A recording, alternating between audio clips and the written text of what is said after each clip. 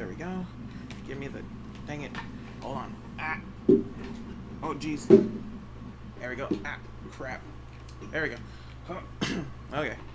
Whew, hold on. There we go. Got that in place. Okay, alright. Gimme. Dang it. Stop. It's getting snagged. Anyways, let me readjust this a little bit. There we go. Move that out of my way. Everything is in order. Okay.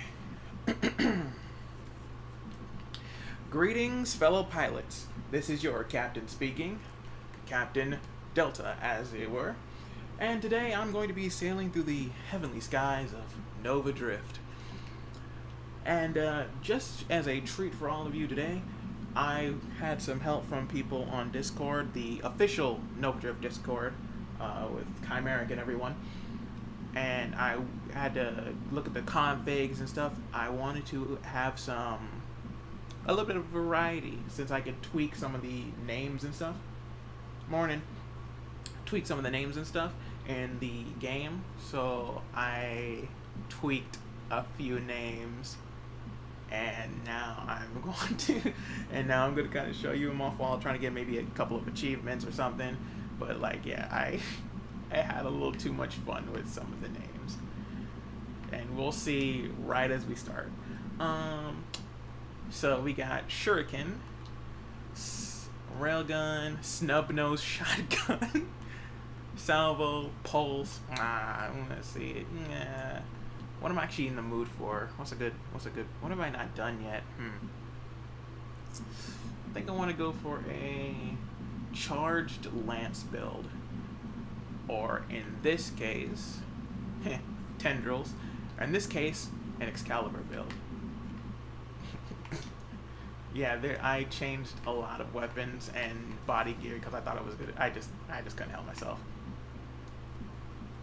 Hell, even the ship has changed. It's the Bioship now, and standard Bioship and standard shield. The standard weaponry though is called Pew. I called it Pew, like a pew laser. Because I just couldn't help it. A lot of this stuff was just too much fun to pass up. And some of the bosses have been changed too. Well, their names at least. Alright, so shielding wise, I have the Ring of Flames. Temporal Shield has been changed to Zawardo because I had to. Because I had to make a JoJo reference. I couldn't possibly not do it. And let's see, what body do I want? We still got the normal Viper. The Viper hasn't changed.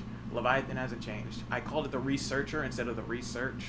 Because I just thought it was nice. Hullbreaker's still the same. Assault is still the same. Cursor is still the same. But this has now been changed from the Carrier to the Broodmother because the Swarm. It made sense. I'm sorry, it just made sense.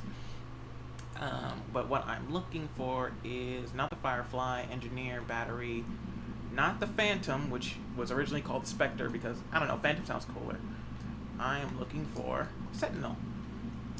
And you can already see that there's a lot of stuff that has already changed. Because this used to be, what is this? What does this used to be called? I've already forgotten. Volley. It used to be called Volley. Now it's Tri-Shot. Big Shot because I had to do the reference because I couldn't help it. Long Shot in place of Velocity, which I'm gonna need Big Shot. Because yeah, the build I kind of want to go for is like a Rancor plus charged shield type of build. And our first boss of the day, Termina. Because yeah, I couldn't help it. As soon as I saw the Ultra C do their playthrough of No Drift and they were changing a lot of the boss names, I was like, oh, I really want to do that because I just think it would be fun. But yeah, I kind of wanted to have a little bit of variety in it in my little Nova Drift playthrough. Yeah, gimme. There we go. I can't wait for some of the other bosses to show up because I did change like a lot of them to kind of fix them up a bit. Even though I think there's probably a few things I didn't fully change yet, and I probably gonna go back in the configs to do that maybe a little bit later and whatnot. But let's see, Splinter, Ally, Nanomachine, son, Nanomachines. Mines is still fine. Shield effect radius is fine. Blast radius. I need shield effect radius. Heavy caliber, butt fire because why not? Outer shielding. That's another one I changed from radiant to outer. After thrusters. Shield durability is fine. All of those are fine. Need ataraxia. Kinetic booster, which it used to be just kinetic boost. Mines, polar inversion, instant death because every time I've never once had a good run with this thing. I'm gonna need, but I am going to need kinetic booster for the Aegis shield, which I mean it was just called Aegis, but I like Aegis shield. I don't know, my brain just likes it too much. Aegis shield, semi-auto, blast radius, turrets, tri-shot, skirmish. I need payload, and that should hold me out for the time being.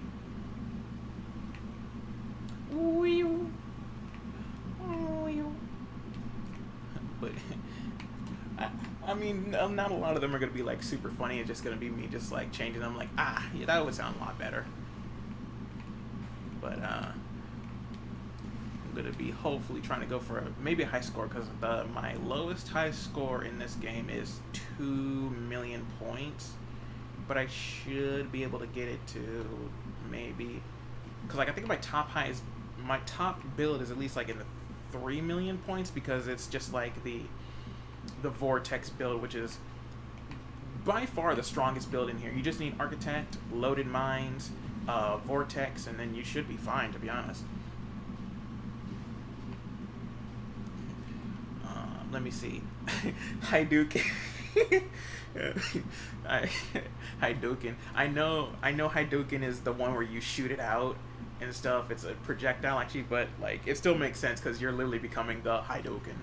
So I couldn't help it. Oh yeah, and then there's inner shielding, shield cooldown. I need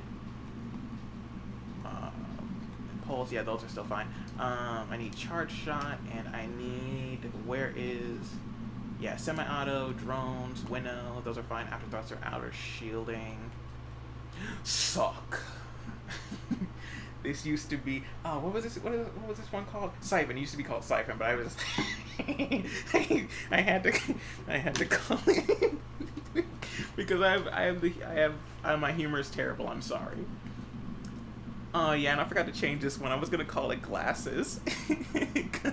I was gonna call this one Glasses, but anyway, fine. Hold on, let me just go grab the. What did I need? What was I trying to grab? Not drones.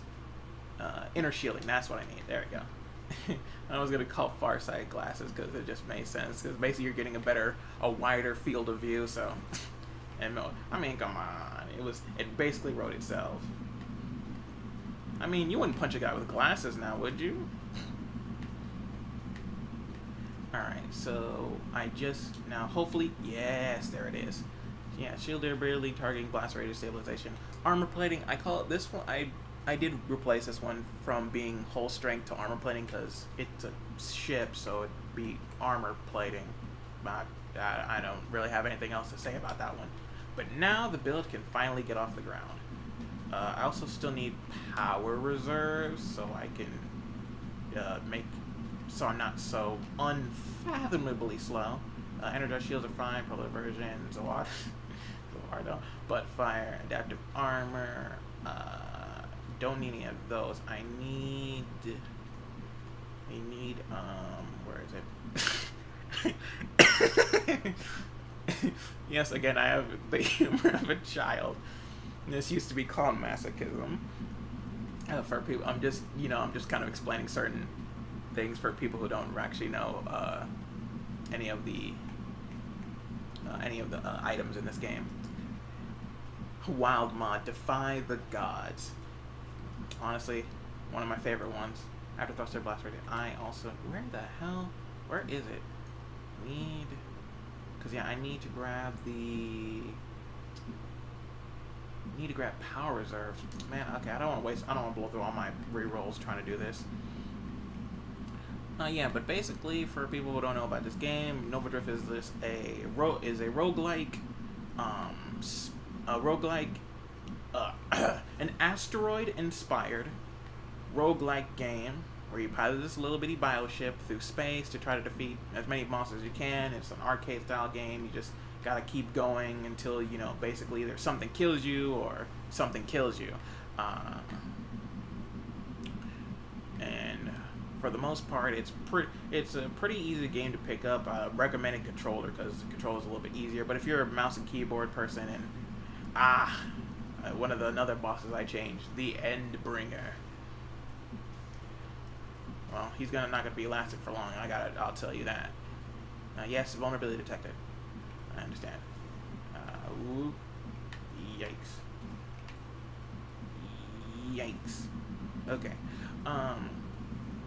It's a really fun game, to be honest, and I love the whole aesthetic of it, because, you know, this stuff is just really pretty. The bosses are, I love the boss designs and the weapon systems and all the kind of customization you can kind of put into your little ship throughout the, okay, don't, hold on, I need to, hold on.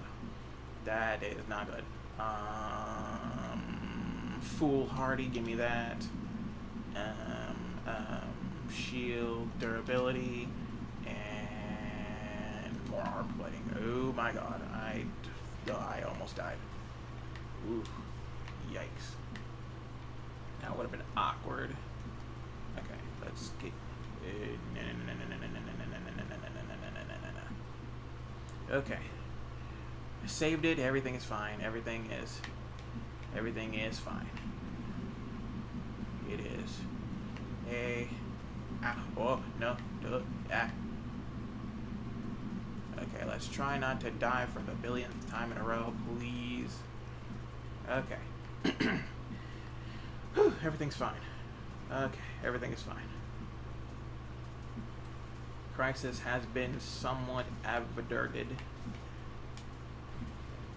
And I have not exploded just yet, so I think that's a win in my book.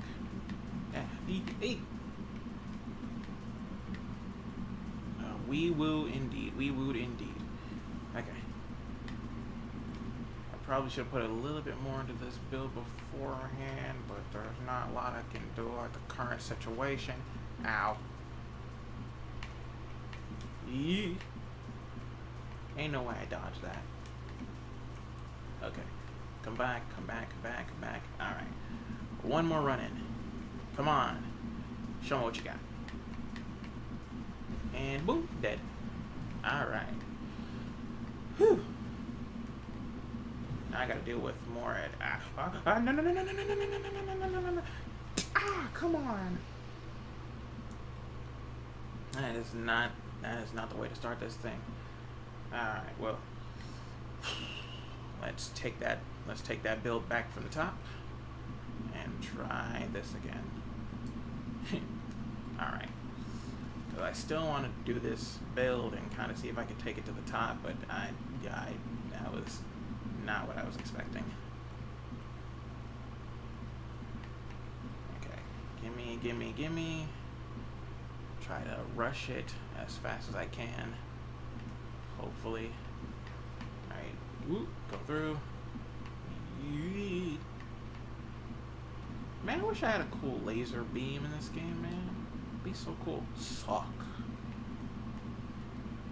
Let's see, grab my Ring of Flames again. No, not here. Sentinel, thank you. Alright. Let's try this again. Because apparently I can't have nice things. But yeah, this game is really fun though. Like it's still easy to pick up, controller recommended, and besides that, you know, I would say wait for it to go on sale and kind of pick it up for yourself. and maybe even check out Chimeric's Discord for the Nova Drift and stuff to see for more updates and talk to some other people, because there's a lot of cool stuff on there Discord. Like there's some nice fan art and stuff, and to be honest, I'm kind of hoping there's gonna be some more like cool weapons and like upgrades and things coming down the future. But you know, it's even with a team of people, it still takes time to make a video game, which is understandable, because that's usually how it happens when we come down to video game designs and creations.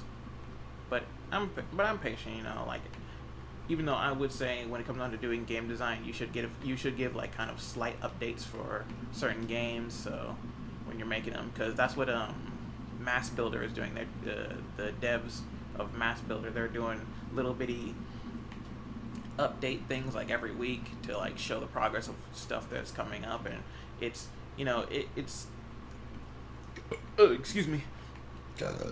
Sometimes it is a little hard to excuse me. Sometimes it is a little hard to wait for excuse me, Jesus. It is a little hard to wait for updates to come out and whatnot, but I'm not like, you know, I'm not gonna get too crazy about it. I don't want to rush nobody, especially when they make such a fun game too. Like you should never ever rush the creators when it comes down to making art or games or stories. Just give them some time and let them just kind of like have their own thing. My obsession. I forgot about that one. I need and Arson, the greatest of them all. Astral Defense, which used to be called Juggernaut. I was gonna probably make a joke like the Juggernaut, because, you know, from the one from Marvel. You know, but nah. No, I don't want that one. I need Kinetic Absorber. But yeah, you should never ever rush like game developers or content creators, period, when it comes down to like, well, like most of the popular ones, because like, you know, you can't really ask much of like a small streamer or anything, or, you know, if they're just starting out, you don't really have to go crazy with that. But for when it comes to the big content creators that people follow and whatnot, don't just give them some time. It's like enjoy the content that they've already made. You know, maybe we watch some old videos that they've done and whatnot, and you just got to kind of be patient, because a lot of people are not patient, and that's what usually leads to a lot of content creators getting kind of downtrodden and a bit, you know, depressed, because people just keep forcing them to do stuff, and it just leads to a whole backlash of just mental health, mental health and stuff, mental degradation. Like, excuse me. Ugh. You can already tell that I've just woken up.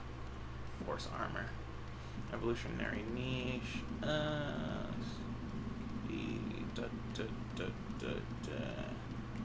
I need. Okay, I don't need any of those. I need the not semi-auto, splinter, adaptive armor. No, I need. I'm still looking for, but I'll take this one, because I can't keep using all of my stabilization and not Juggernaut. I will take Arson though. I will take Arson. Alright, I need power reserves. Where? Concentrated blast, high explosive mines, purge. Well, okay, I do need that one though. I need power reserves, please.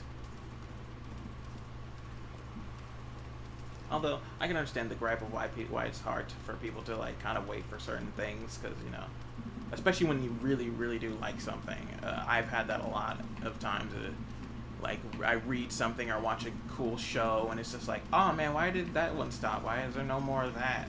And then it's just like the creators are moved on to something else. There's like, you know, studio did something stupid, and or like, you know, they just didn't have enough time or money or something else that just kind of happened. It's even worse when you finally get into something and it just turns out that the creator just like passed on like years ago. Like, oh, because that's even a worse feeling, because you're like, oh, I wish they would do more of this stuff, and then like, didn't you know that they kind of like aren't here anymore? And you're just like, oh, that kind of sucks. Like it really does hurt a little bit to know certain things, especially when they're the creator is just like good friends with a lot of other content creators that you have watched and stuff. You're just like, oh, they're never gonna do cool collabs anymore or anything. They're not gonna get to spend time with their friends and shit. And I mean, to be honest, if we could just figure out no, fine, I'll take the black hole then. Oh, my shield is not looking good. Shield cooldown and nano machines. Yes, thank you. Whew. Yeah, which is reason why people need to we need to figure out how to get immortality, because like, dude, I'm gonna be real. I do not want to be gone here. And oh, here it is, Station Omega Knight. Yeah, I mean it does. I mean, come on, I had to do it for me. I had to do it for Omega, because it just makes I just had to do it. I couldn't help myself. But yeah, I really wish we could kind of like get on this immortality train, or just better, more healthier medicines and shit or something, because like, geez, the healthcare around here is kind of abysmal, if I'm being honest. And also, while listening to Omega Knight and other people talk and shit, I heard about that you can't even buy seeds and other crops to plant and use in like your own like personal garden. Apparently that's just like an illegal thing to do. Like, are you telling me I can't be a farmer in my own home? Like, what? Like, how does that even make any form of like sense at all? Okay, man, if you don't stop moving, get over here. Man, where's Scorpion when you need him? Jesus. Yeah, thank you. Now, back to what I was doing, was giving him the Zuck. But yeah, like that's stupid.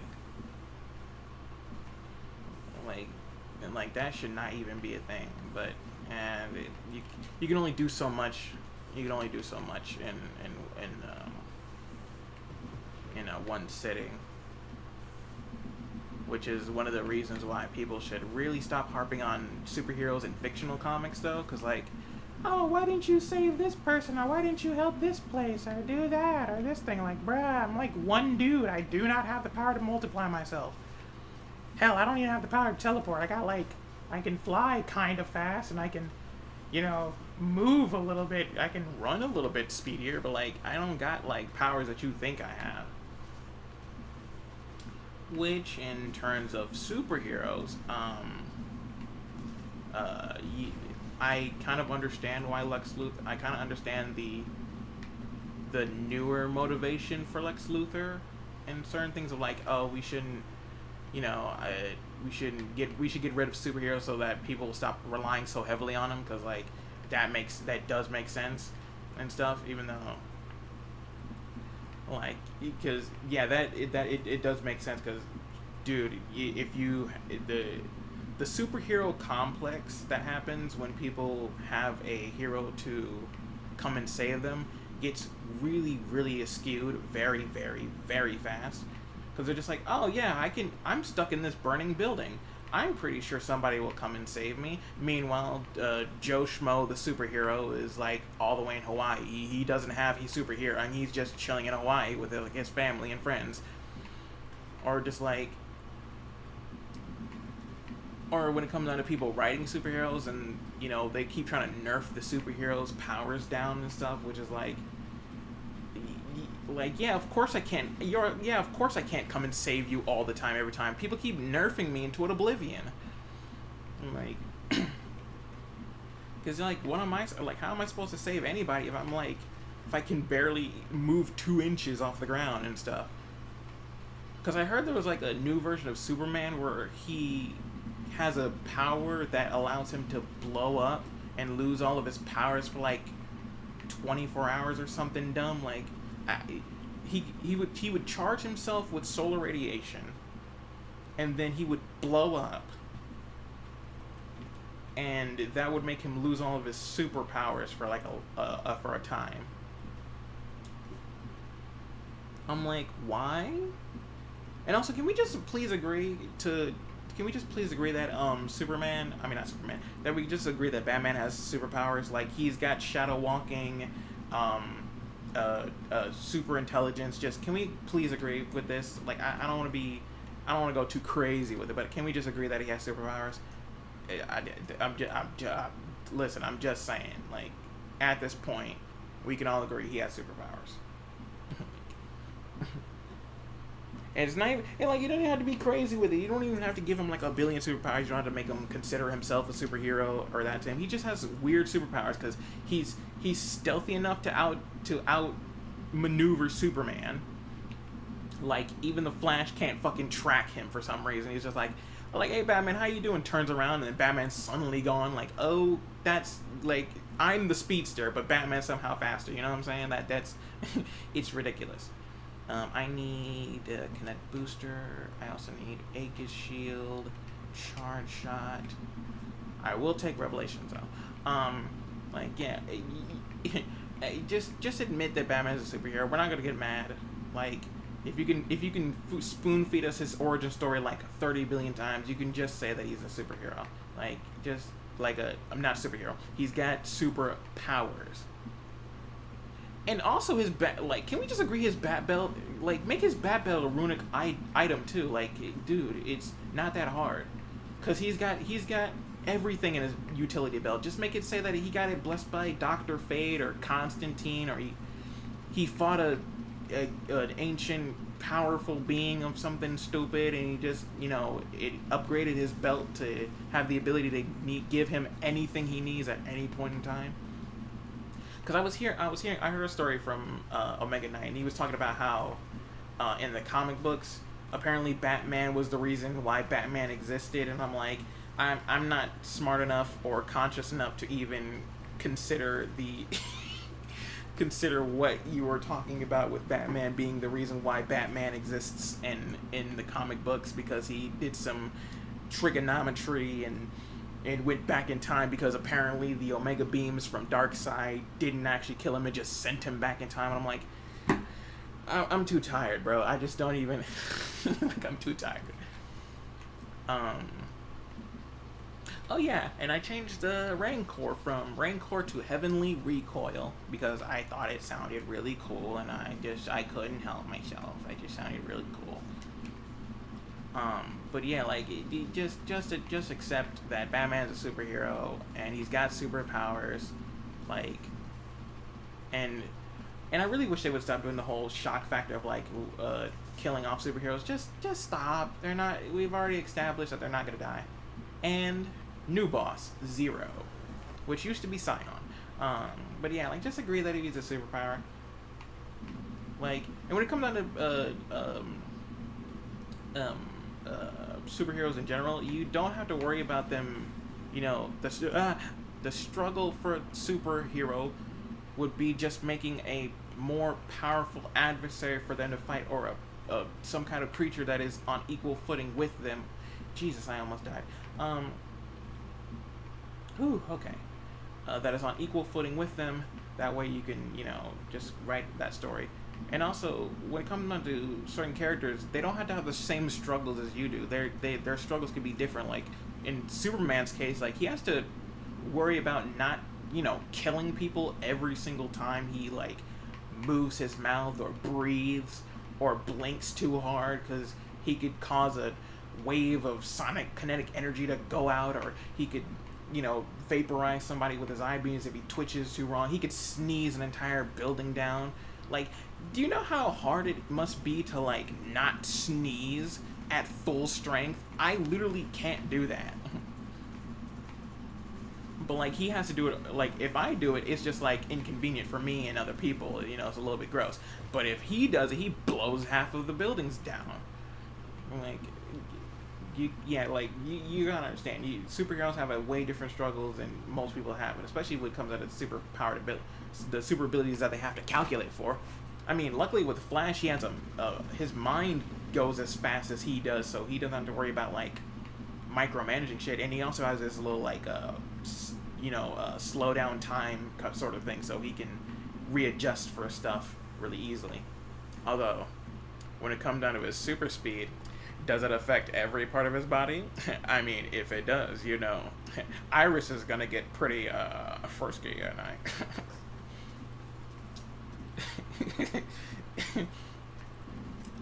honestly, I wonder what that would feel like. You know what I'm saying? Just kind of like vibro.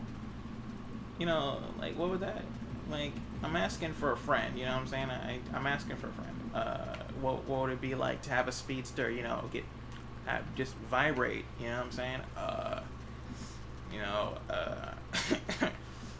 Like I said, I'm asking for a friend. I don't want to be that guy, but if it were to happen and they were, available, I'm just saying you could hit a brother up. Anyways, I'm getting sidetracked. Okay, so what was the other thing I need? I also need, no, not concentrated blast. Did I already have high explosives? No, I don't have high explosives. Okay. Solar heart, give out like atom burst, after thruster. I need, high explosive, thank you. And I need not reactive armor. I don't need corrosion either. Shield durability, that is one. And I'll take emergency systems, because I never actually take emergency systems. There it is. That's what I wanted to see. The power of Excalibur.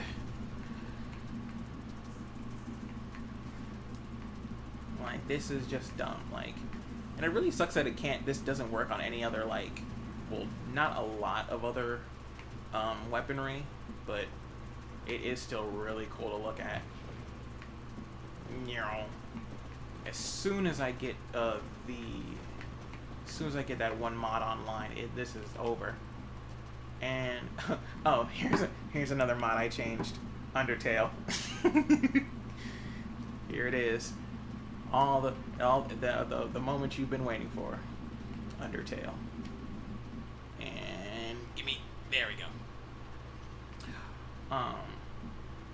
Although I find it when it comes down to making like powers and abilities and characters themselves, I have a lot of fun making characters and doing like dumb story ideas for them and whatnot. Like, I really wish people had more fun with the characters. Like, I know you're trying to tell a story and there's supposed to be a narrative and blah blah blah blah blah, but you can always give the characters some downtime to just have fun with each other. Talk, have nice conversations. I would love to see an episode of just all the characters in a TV show just taking a day to relax, man. No giant monster. The day doesn't get cut short. It's literally just all of them in their pajamas or like their bed clothes, and they're literally just chilling. They're just talking to one another. Like, oh man, did you ever get that item I asked for you? Like, oh yeah, man, it's right over here. And, like, just like, hey babe, you wanna get something to eat? Like, you want me to make you some breakfast? And then she just grumbles and is like, man, I'll get some. Wait, roll for initiative. Yeah. And here's another one, connect self detonation. That's another mod. And then just like chilling, and she like, he's like, hey babe, you want me to make you some pancakes or something? And she's just like grumbles and just, calm, relaxing. And here's another mod. Purify these heretics, I shall. But yeah, you just, then the dude makes her some pancakes, and she just sits down and chills, with all the other guys. No. Oh, Jesus criminy. No. Ow. Like, zoink, Scoob. Thermonuclear warfare. Ooh, come on. Come on. Just. There's no way you not. You're not dead already. Come on. Ow. Oh, ow. Ooh.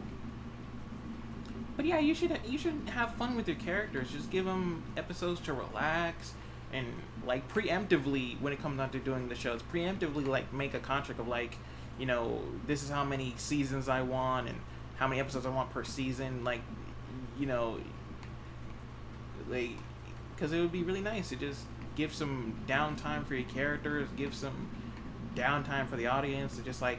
And even in those episodes, you can even explain stuff like, hey, why didn't you do this when we were fighting that one guy yesterday? Like, and then they can kind of explain it. Ow, hey, stop, bad.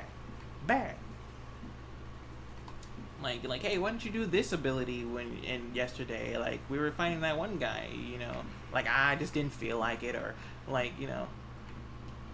And also, when it comes down to characters using powers and stuff, you don't always have to make them use every ability in their arsenal to, you know, do stuff. Like, you can just say, I don't feel like it. Do I have the prerequisites for this one? Big Shot 2. Do I have the prerequisites? Yeah, I do. Plus 15 damage, size, and blasters. You know what? I will take that. I'll take Astral Defense. Yeah, you could just give them some downtime. And especially in comic books, you can give your characters downtime to do stuff. You don't just have to make every comic book adventure them doing something. Like, it is possible for them to just have a time to relax. And there is possible, and like, I know it sounds crazy, but hear me out. Like, you know, but hear me out. It is possible for your characters to not be motivated by trauma. I know, it's crazy, I know. I'm an insane man. Lock me up in the Arkham Asylum so I can break out the next episode like Batman. But listen. Excuse me, like the Joker, sorry. I can't even make my own jokes. Listen, you can make a hero that's motivated not by trauma. Like, you can make them just be a hero for fun. And I don't mean like sarcastically for fun. I mean literally they just are having a good time doing this. They're enjoying themselves. They like saving people. They like being a good fucking Samaritan. I know, it's so crazy. And when it comes down to villains, you don't have to give them the most traumatic backstory in their entire life. Oh, my ice cream dropped when I was 2 years old. Now I'm a criminal. Just like a Discord server, I was a criminal. Anyways. Like, yeah, like, dude, you don't have to. It's possible for them to just kind of be, I kick puppies for the fucking hell of it, because why not?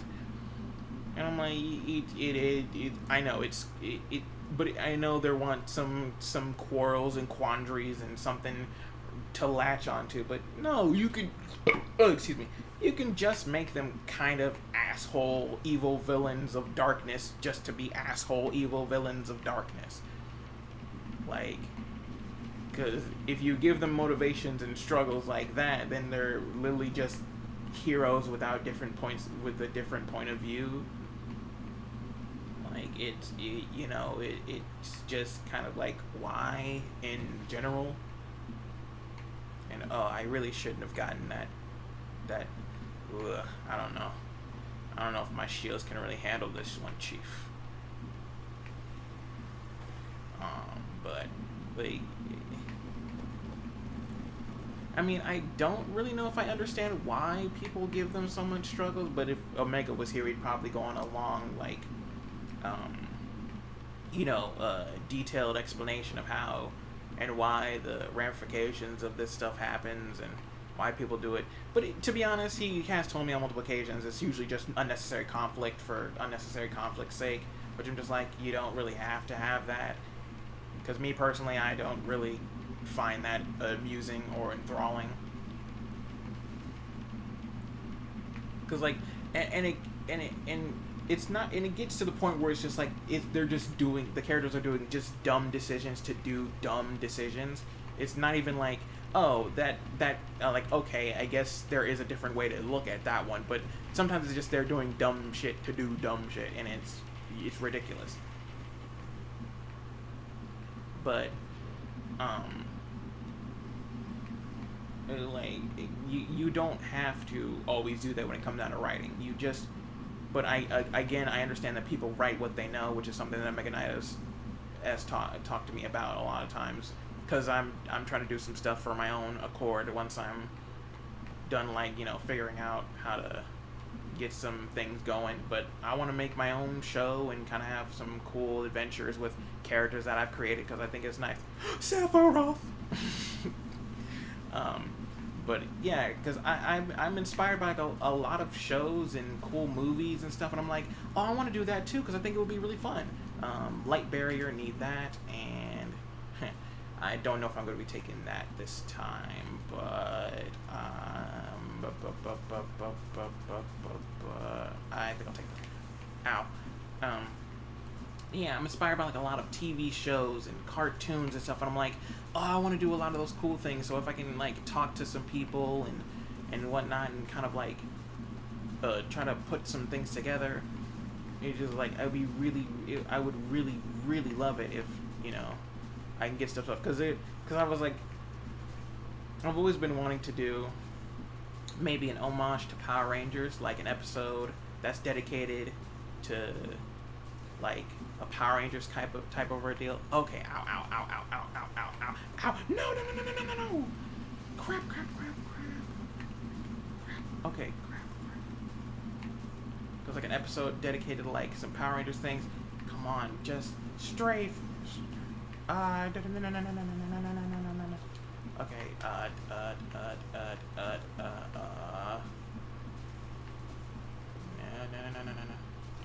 Okay, stop. No.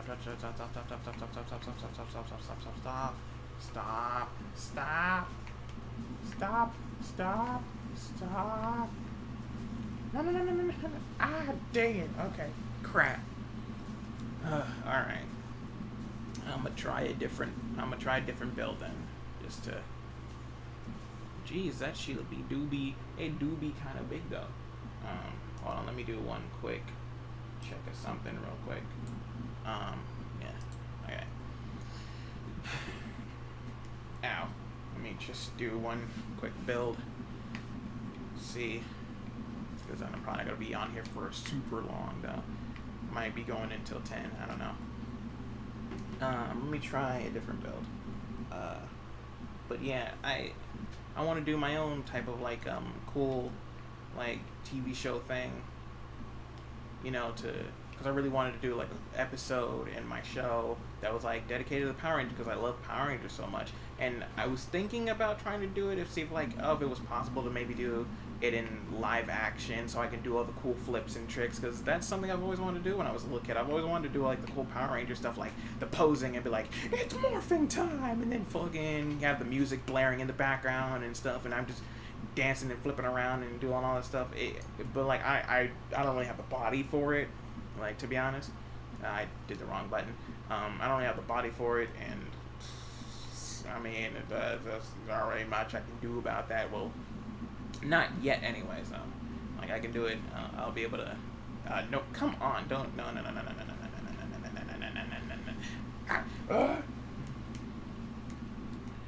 Okay, let's just that one never happened. Don't. I don't acknowledge that one. I did not see. All right, now railgun. Thank you. Thank you. Skip. Assault. Thank you.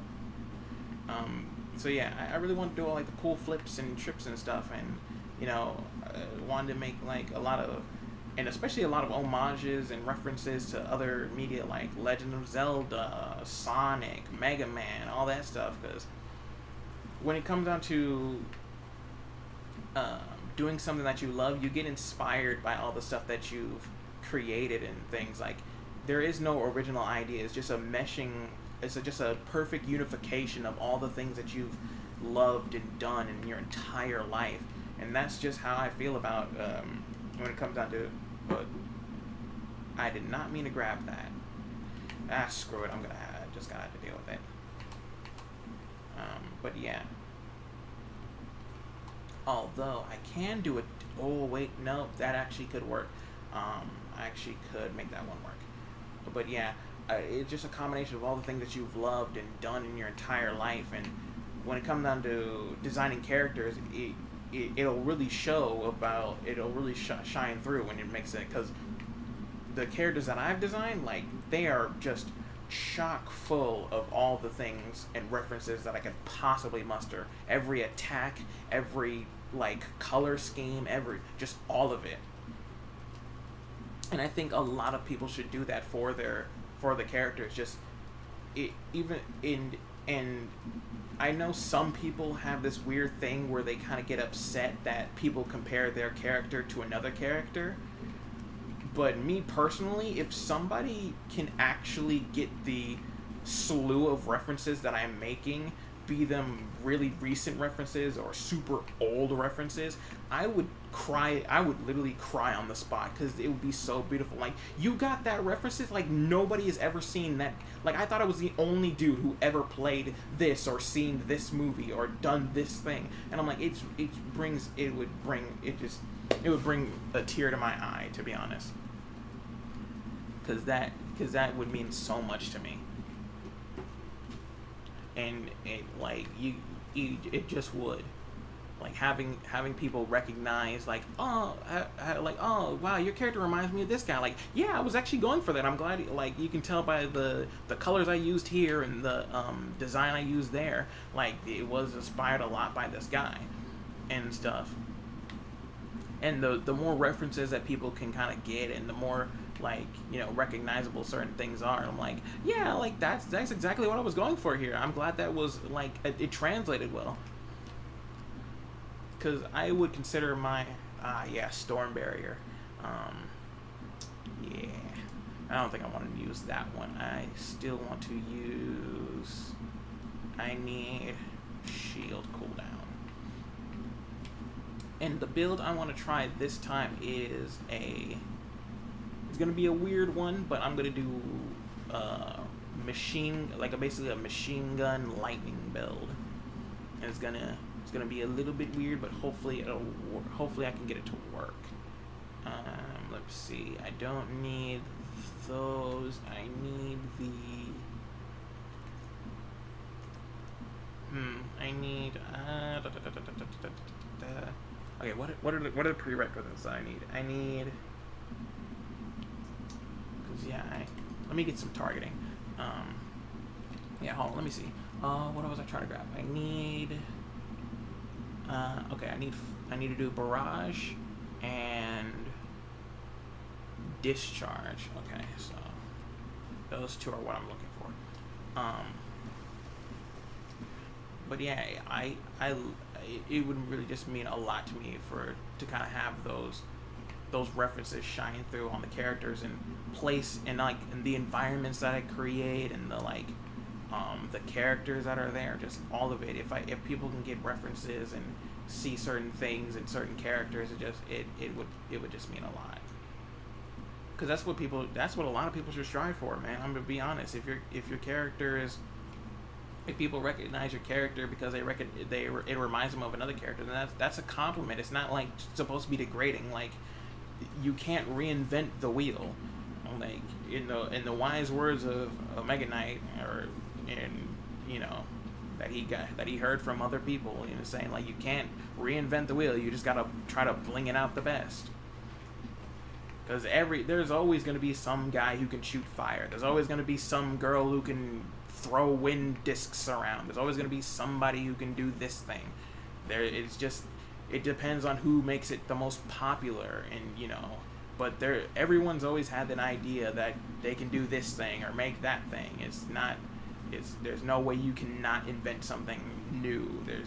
Every idea that has ever existed has already existed. It's just that you just don't know it personally. But that's not a bad thing. It just doesn't, you just never seen it before. Need that one, And I really need to start working towards getting some more. No, I need. Okay, let me just get some armor plate. And that's not a bad thing to have your character compared to somebody. It really isn't. It just shows that, you know, other people can see the things that inspired you, the things that you love. And like it really is a compliment. And I would hope that a lot of other, like, you know, when people make characters, they do think about that. Like, yeah, I'm showing this, and this is something that I really love and something that I really care about. Nobody should shit on other people's, like, creative juices, especially when it comes down to, like, TV show creators, when they're making their own, like, show and universe. Please don't be mean to the creators of a show. They're doing their best, even though, like, sometimes they're not good at it, and they might be a little iffy at times. You should still give them a chance at least. And that's not what I need. Where is the? Please give me the thing that I. Fine, I'll take this. Like, just give them a chance. I know they probably might not be the best at what they do, and they might, you know, mess up every so often, and there might be a part in the series that just infuriates you, but like, just give them a chance. Just give them some time. They can work it out, and even though I like hearing about theories and people making theories about show, like, you don't know how the story's gonna end. Like, not everyone knows how the story's gonna end. You can't just predict that. You can be like, if by extrapolating what they said, actually, the show's going to end at approximately 3 episodes from now, because the creator has clearly stated that these characters are going to do this A, X, Y, and Z.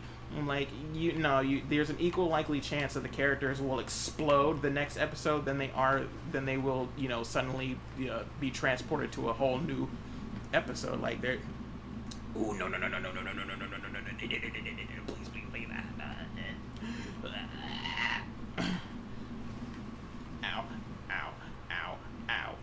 ow. I'm fine. It's all good. Nothing happened. I promise. Anyways. There's an equal likely chance that the characters will all suddenly explode versus, you know, actually getting to point A or / point B. Like, you guys do not know how the story is going to end.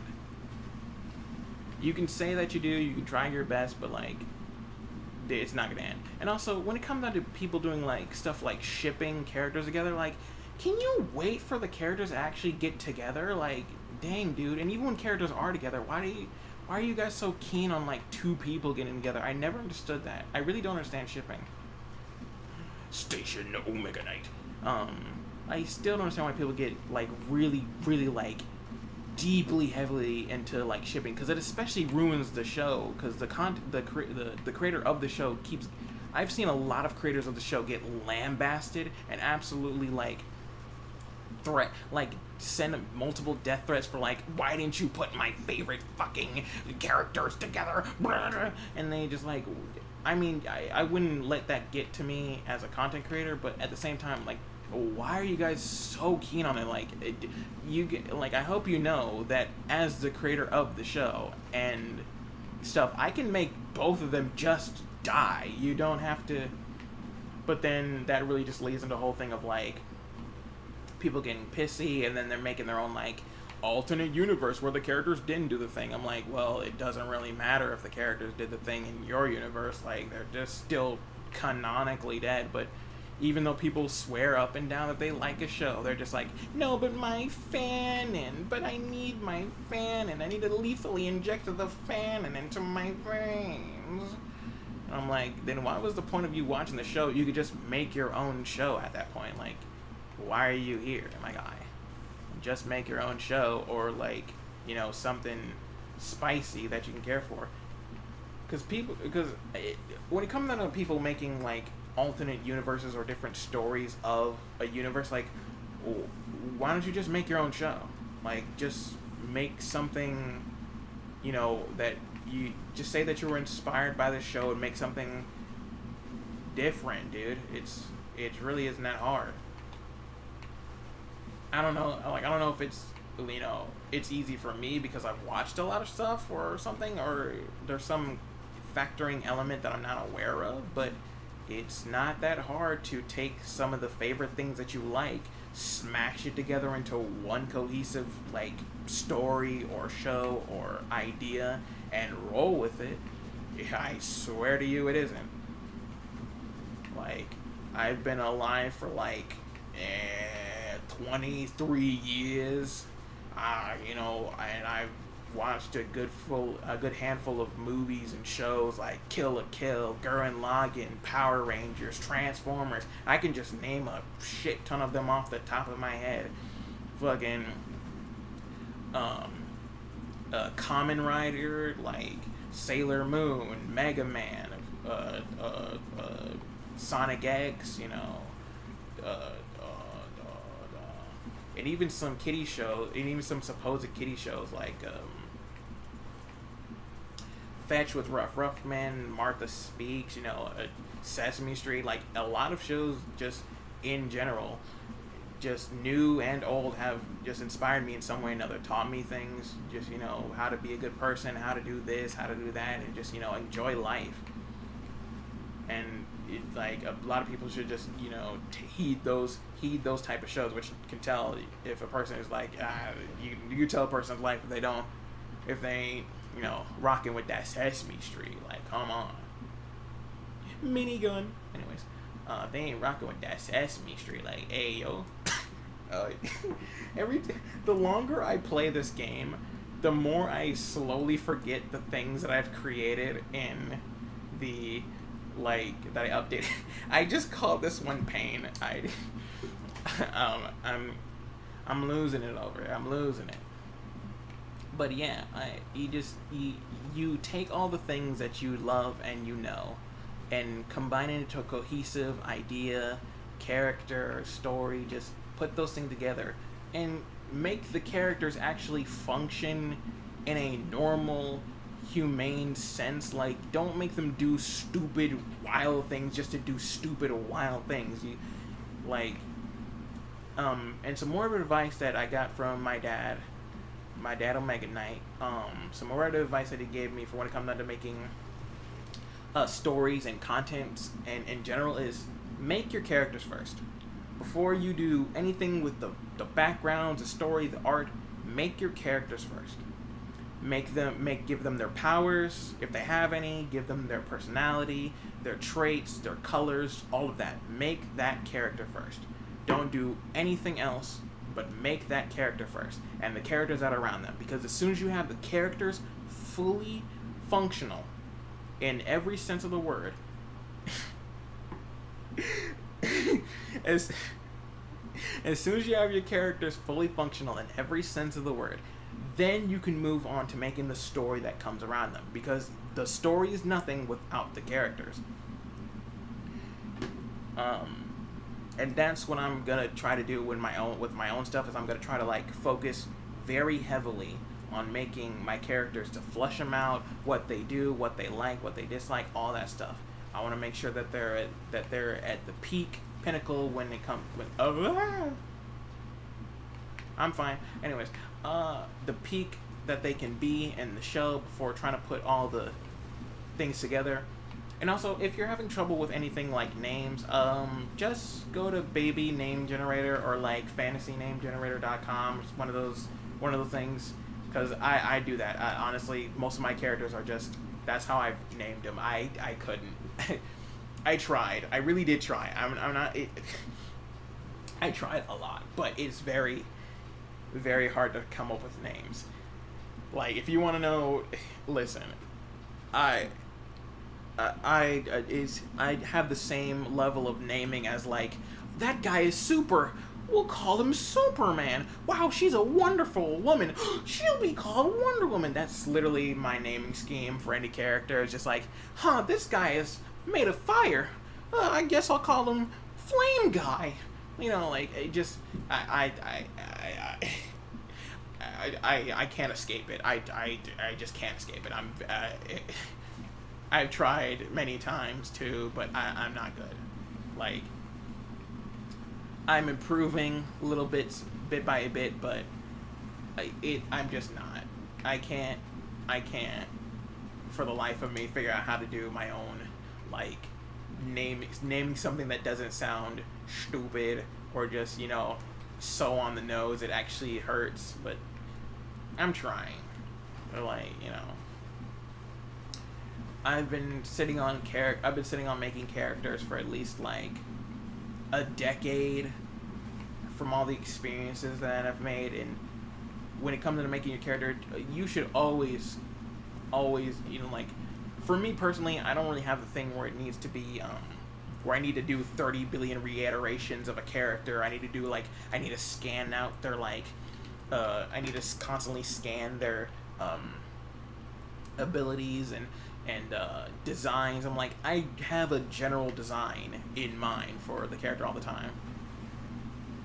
Oh, I forgot to change this one. I wanted to call it a crab. Oh, I forgot to change this one. Oh, now I'm upset. I was gonna call this one crab. I was gonna be like, it's a crab. Like, oh, sad. I'll fix that probably before the next episode. I wanted to call it crab. But yeah, making the characters, you just definitely have to give them a bit of that like charm and whatnot, and put a lot of effort into making the characters themselves. It will be a difficult process, and at some times, and you might like hate it, but for me personally, it really you just gotta take it slow. You just gotta take it slow.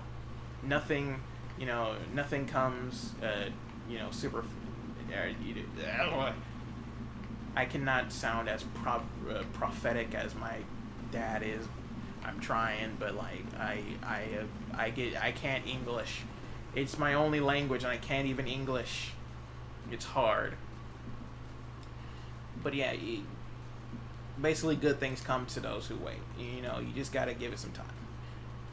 I know it sounds like I know it's really hard to do, and people don't really like waiting a lot, but trust me, it'll be worth it in the end when you see your character doing all the things that you want them to do, and you take one step back and you're like, that guy looks awesome, this girl looks awesome, I really love the way that they're designed. Ooh, Jesus. I really love the way they're designed. They came out perfect and stuff. And sure, you'll still have a little bit of things that you don't like about them. There's always going to be those like little minute things and stuff. But overall, if you're satisfied with your character's like general appearance, which over the years I was like, I had a lot of that like same face Power Ranger syndrome, because I watched a lot of Power Rangers, like, so it was bound to happen. But I had like a lot of that same face kind of Power Ranger syndrome, because I wasn't really sure how to like make the characters do this sort of thing. But eventually I eventually learned more about the diversity, and like got a little bit more how to like fix up characters, so they're more diversified, and they're like from different countries, and I can give them those like flares and cultural experiences, so I'm not just like defaulting into like the shit that I'm personally comfortable with. I want to like explore you should always be willing to explore other countries and ethnicities and like designs and stuff and things, and even traditions and stuff. And we have Wikipedia, so if you're like, you don't have to always book a flight to place A or place B and be like, can you teach me what you know from you can actually just look it up. I mean, it might not be the most authentic and reliable source, I would say, but at least it's something. If you don't have the money or the expenses to kind of like go to said place. I need infuse, and I'm gonna need excuse me. I'm gonna need light barrier. There you go. But yeah, like you can just go to those you can just go to Wikipedia, and it's like a few clicks away. If you want to learn a subject, just kind of like learn it. It's a bit crazy, and some might say insane, but it is possible.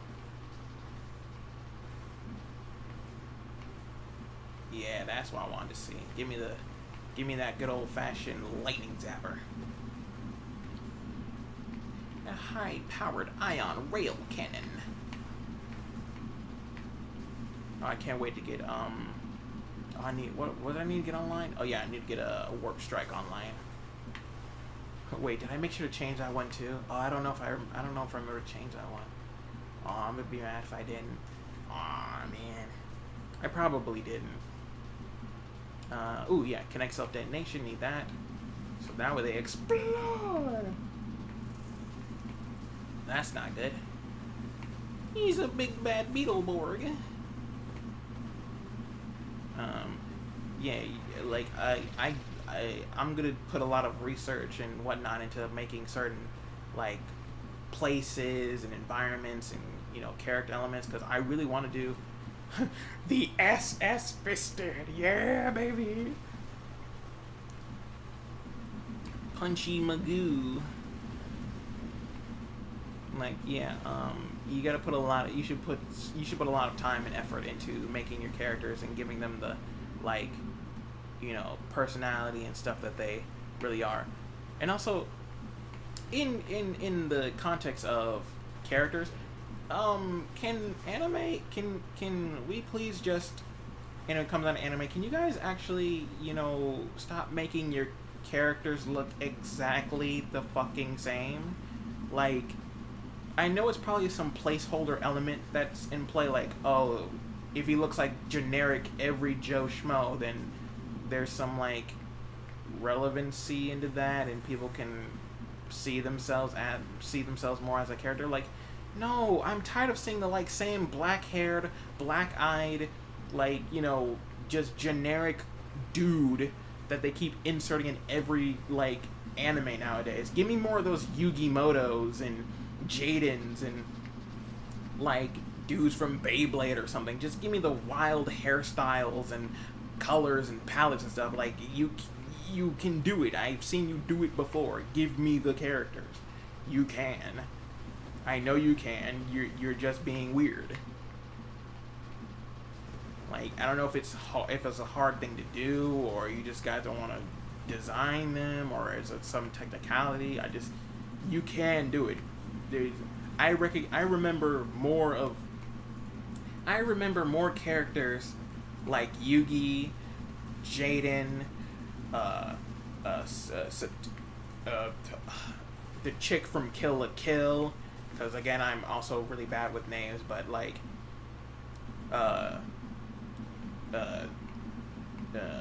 Denki, Deku, Bakugo, like, you know, I can recognize characters that have, like, a lot of personality to them. Belle from Is It Wrong to Pick Up Girls in a Dungeon?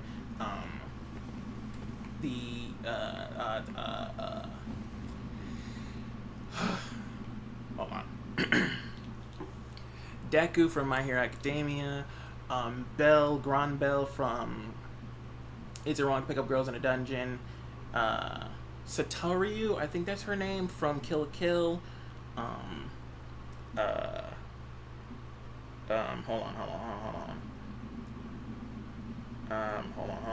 on. Then, come on, brain, work. I'm so tired right now. Like, I cannot brain function. Tanjiro from Demon Slayers.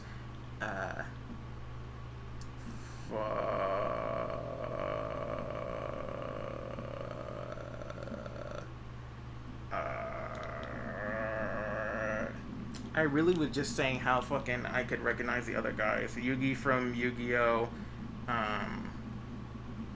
Vault Aoi from Beyblade Burst.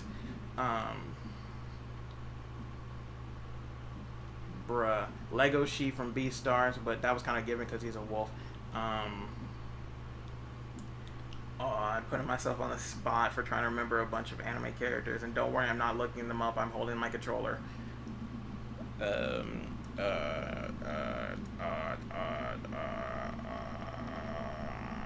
Come on, there's more animes you can recognize. Well, let me do also cartoons. Let me not just do it animes, because, like, well, no, because the thing about cartoons versus animes is that cartoons never really fall into that whole trope of, like, same face syndrome and stuff. That's the one I No, I do not want that one. That actually might kill me. Um, I hate putting myself on the spot and then immediately forgetting everything that I've ever existed in the universe. Teleports behind you. Oh no, I forgive me for I have sinned. I am sorry. Oh, dang it. Come on, come on there. Why is it so hard to remember anime characters? I put myself on the spot. Kirito from Sword Art Online. He's actually recognizable because of that outfit he wears, and kind of the art style as well, because it gives him a little bit more of a flair. This stuff. Naruto from Naruto. Ichigo from Bleach. Baruto, but also there's a lot of like when it comes to Baruto, people have been giving him a lot of flack and stuff. Tai from Digimon, because that's one of my favorite protagonists. Because I like Pokemon. I like Digimon way more than I like Pokemon. I'm sorry, to all the Pokemon fans out there, just Pokemon's not good, bro. It's just it's getting to the point where it's just I'm like, come on, dude. And especially the gimmicks that Pokemon does. I'm not saying the gimmicks of Pokemon aren't bad. I like the gimmicks, the cool Z evolutions and the Gigantamax, and they're cool. But at the same time, when it came down to Digimon, every season had a new gimmick. Every season had something cool that the Digimon can do, from evolution, Mega Evolution, Armor Digivolution, Card Evolution. There was Digimon digital. There was Evolution, Mega Evolution, Card Evolution, Armor Evolution, Digimon Fusion, Digital Essence Fusion, which is basically the humans merging with the Digimon. Then there was the Data Evolution, which was basically the humans got to punch the shit out of Digimon and then take their data and then evolve their own personal Digimon, which was cool as hell, because that meant the humans weren't just standing there, go do a thing, go do that. They were literally in the scrap, which is I would love for Pokemon to do something like that. It's possible, bro. I know you guys don't want to step into Digimon's territory, and Digimon doesn't want to step into Pokemon's territory, but listen. Can we just have something where the human in Pokemon can do Pokemon moves? It would be so cool, because you've already set a precedent long time ago. Listen, Game Freak, I swear to you, you've set a precedent long time ago saying that humans and Pokemon were one and the same at some point, where humans and Pokemon can marry each other, humans can become Pokemon, Pokemon can become humans. You've set this precedent. Allow the player in a new Pokemon game to become part Pokemon, and the Pokemon that they choose will be the Pokemon that they will be throughout the entire playthrough, and they can learn the moves of Pokemon, they can fight like the Pokemon, they can have the type advantages, type weaknesses. It would be phenomenal. I'm telling you, call it Pokemon, what's a good theme that they haven't done yet? Sorry, did Soul Silver, Gold, Soul Silver, Scarlet Violet. What would be a good name for it? Pokemon Unity. Call it Pokemon Unity. It doesn't have to be the dual system game like the red and blue and all that stuff. It could be Pokemon Unity. And it's just the entire game. The protagonist is just has the ability to basically merge themselves with a Pokemon of their choice. And throughout the entire game, your Pokemon is talking to you, and they're giving you tips and hints and help you out. The Pokemon that you've befriended the most is the one that becomes your inner spirit and stuff. And you can use their Sephiroth jump scare. But yeah, they can become the inner ability that you can use. and they just you could talk to them, they can talk back to you, and you can understand Pokemon languages. Because it would be also like a Pokemon dungeon situation where you get to actually play as the Pokemon in a like pseudo way.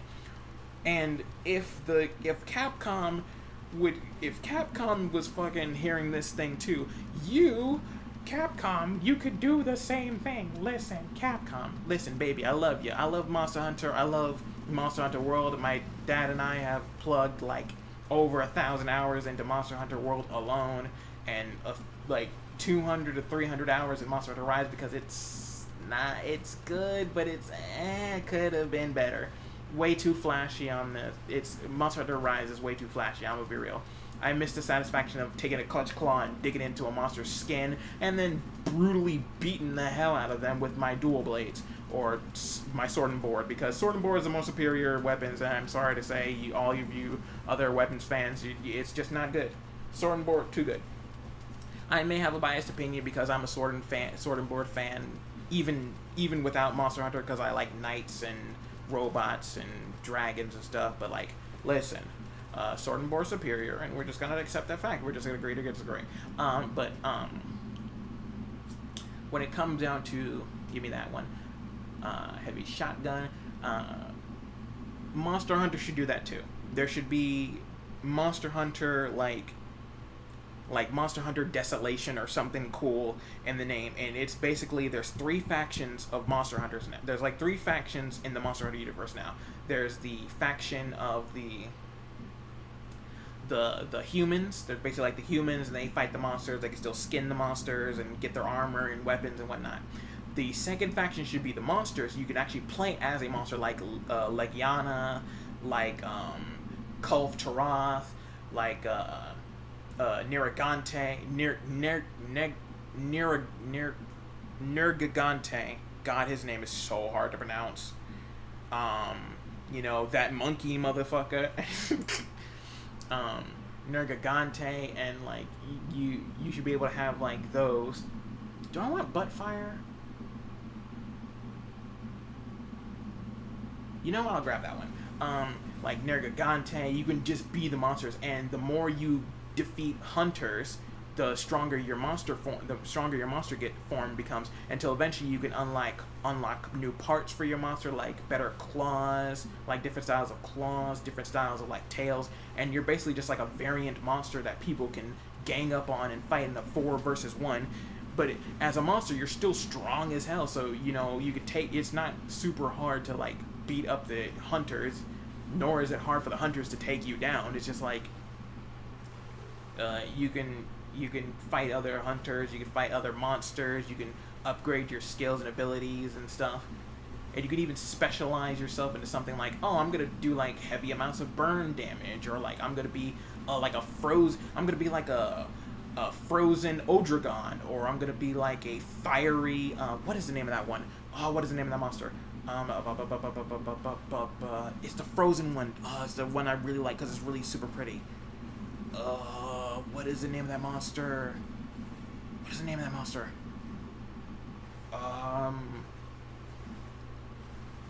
Hold on. Because it's from Iceborne, and it's the really pretty like icicle Prince Regal one. Crap! What is the name of that one?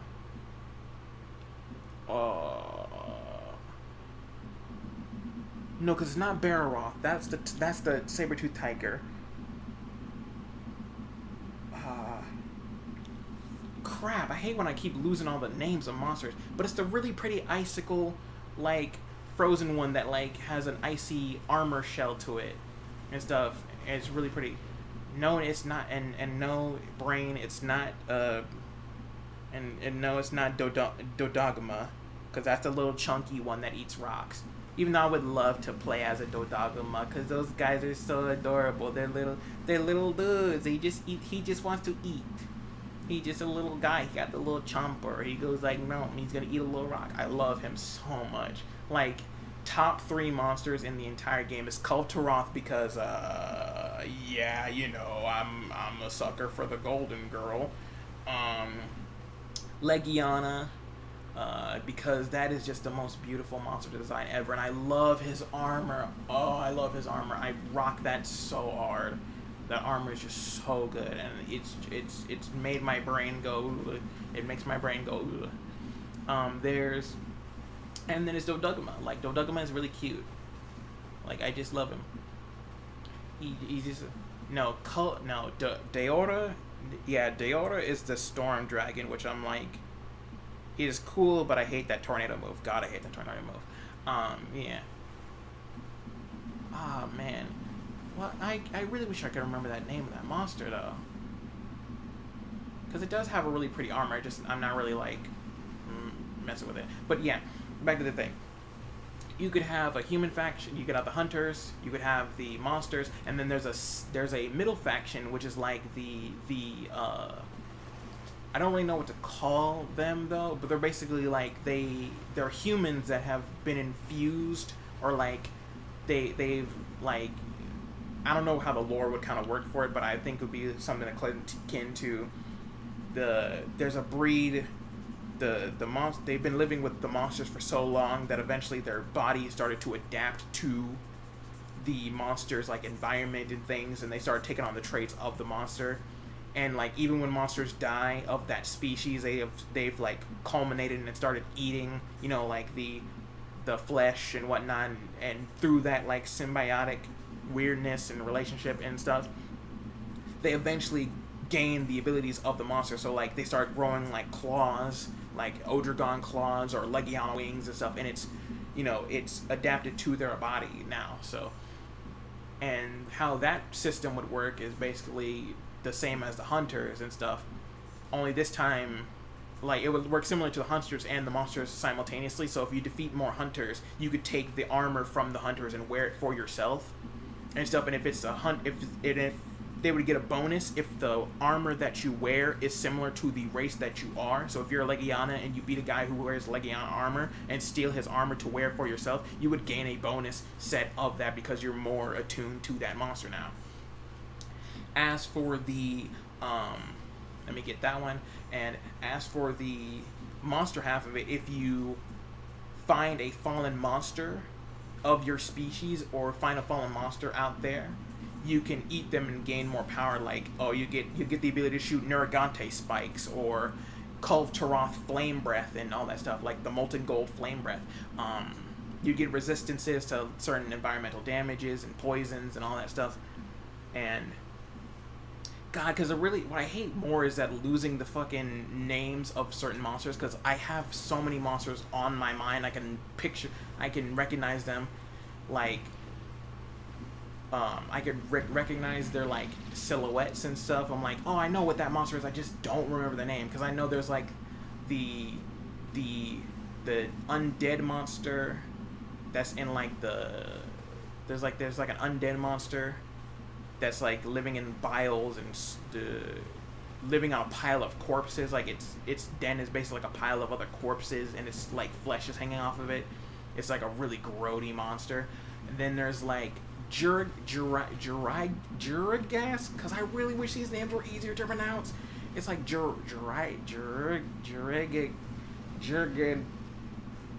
stroke. I'm having a stroke. It's Jurigast, which is like this yellowish bluish monster with like that kind of like eats its own kind when it gets super huge as a cannibal, which I'm like, okay. And then there's I don't remember the monkey's name. Raijin, I think it was like Raijin or something. Like, no. Then Kirin, I remember Kirin because that's the unicorn horse, the lightning unicorn horse. From Japanese mythology. I forgot which one that were the Kirin first spawning off. Actually, I think a lot of cultures have a Kirin of their own. I just don't remember which one came first. Then there's Zora Magdaros. Yeah, Zora Magdaros, which was the giant, super towering, like, ultra monster. Which that probably wouldn't be a monster a monster that could be accessible, you know, for the adapted human to play as, because, you know, it's way too big. Yeah, like, but yeah, but that one could definitely hold its own in there, like Zora Magdaros. I already said Nergigante. Legiana, Kulturoth, Barith, Jurgis, Kobe Tadagata, Toby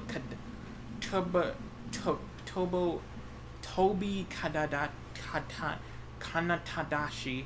Oh, I'm gonna be. Oh, I don't even want to hear back this audio. Oh my god, I just can't. I'm struggling. It's really hard to pronounce these names, but it's like the little lightning weasel motherfucker that hangs on the trees. Kobo Tobanamadachi. Oh, I am almost dead. Oh my god, I am almost dead. No. Jesus Christ. Yeah, Kobo Tomonamadachi, that guy. Then there's... come on, thank you.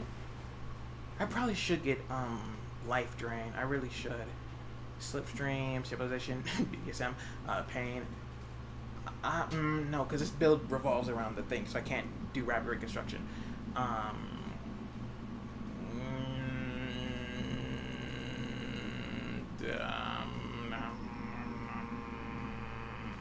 Okay, I'll grab Efficiency and Astral Defense. That should work. But yeah, ow. Anyways, because a lot of those monsters would be really fun to kind of play as and have, either being a monster, fighting that monster, or having the... Oh man, I forgot the name of the pickle. Because everybody calls him the pickle, like the giant, like almighty pickle, because he just looks kind of like a giant pickle. I remember his name though, but he's like he's basically the closest thing that Monster Hunter has to an actual legitimate dinosaur, which I think is funny. Fatalist is one, and Fatalist is another one, which is literally just a giant black dragon. Like, there's no spicy aspect to him. He's literally just a giant black dragon, which Fatalist would look dope as like like being able to infuse your essence with the powers of Fatalist would look so cool.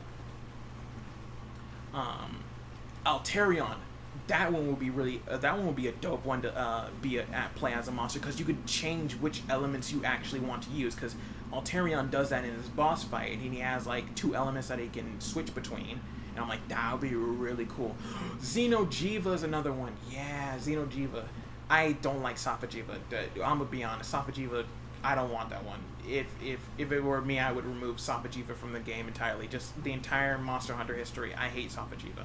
It's just a generic red dragon, and and from what it came. Listen, I'm not saying that Safajiva is a bad design, or the red dragon aesthetic is inherently bad, but what it came from, it's like Xeno'jiiva, which is like its base, like unrefined form.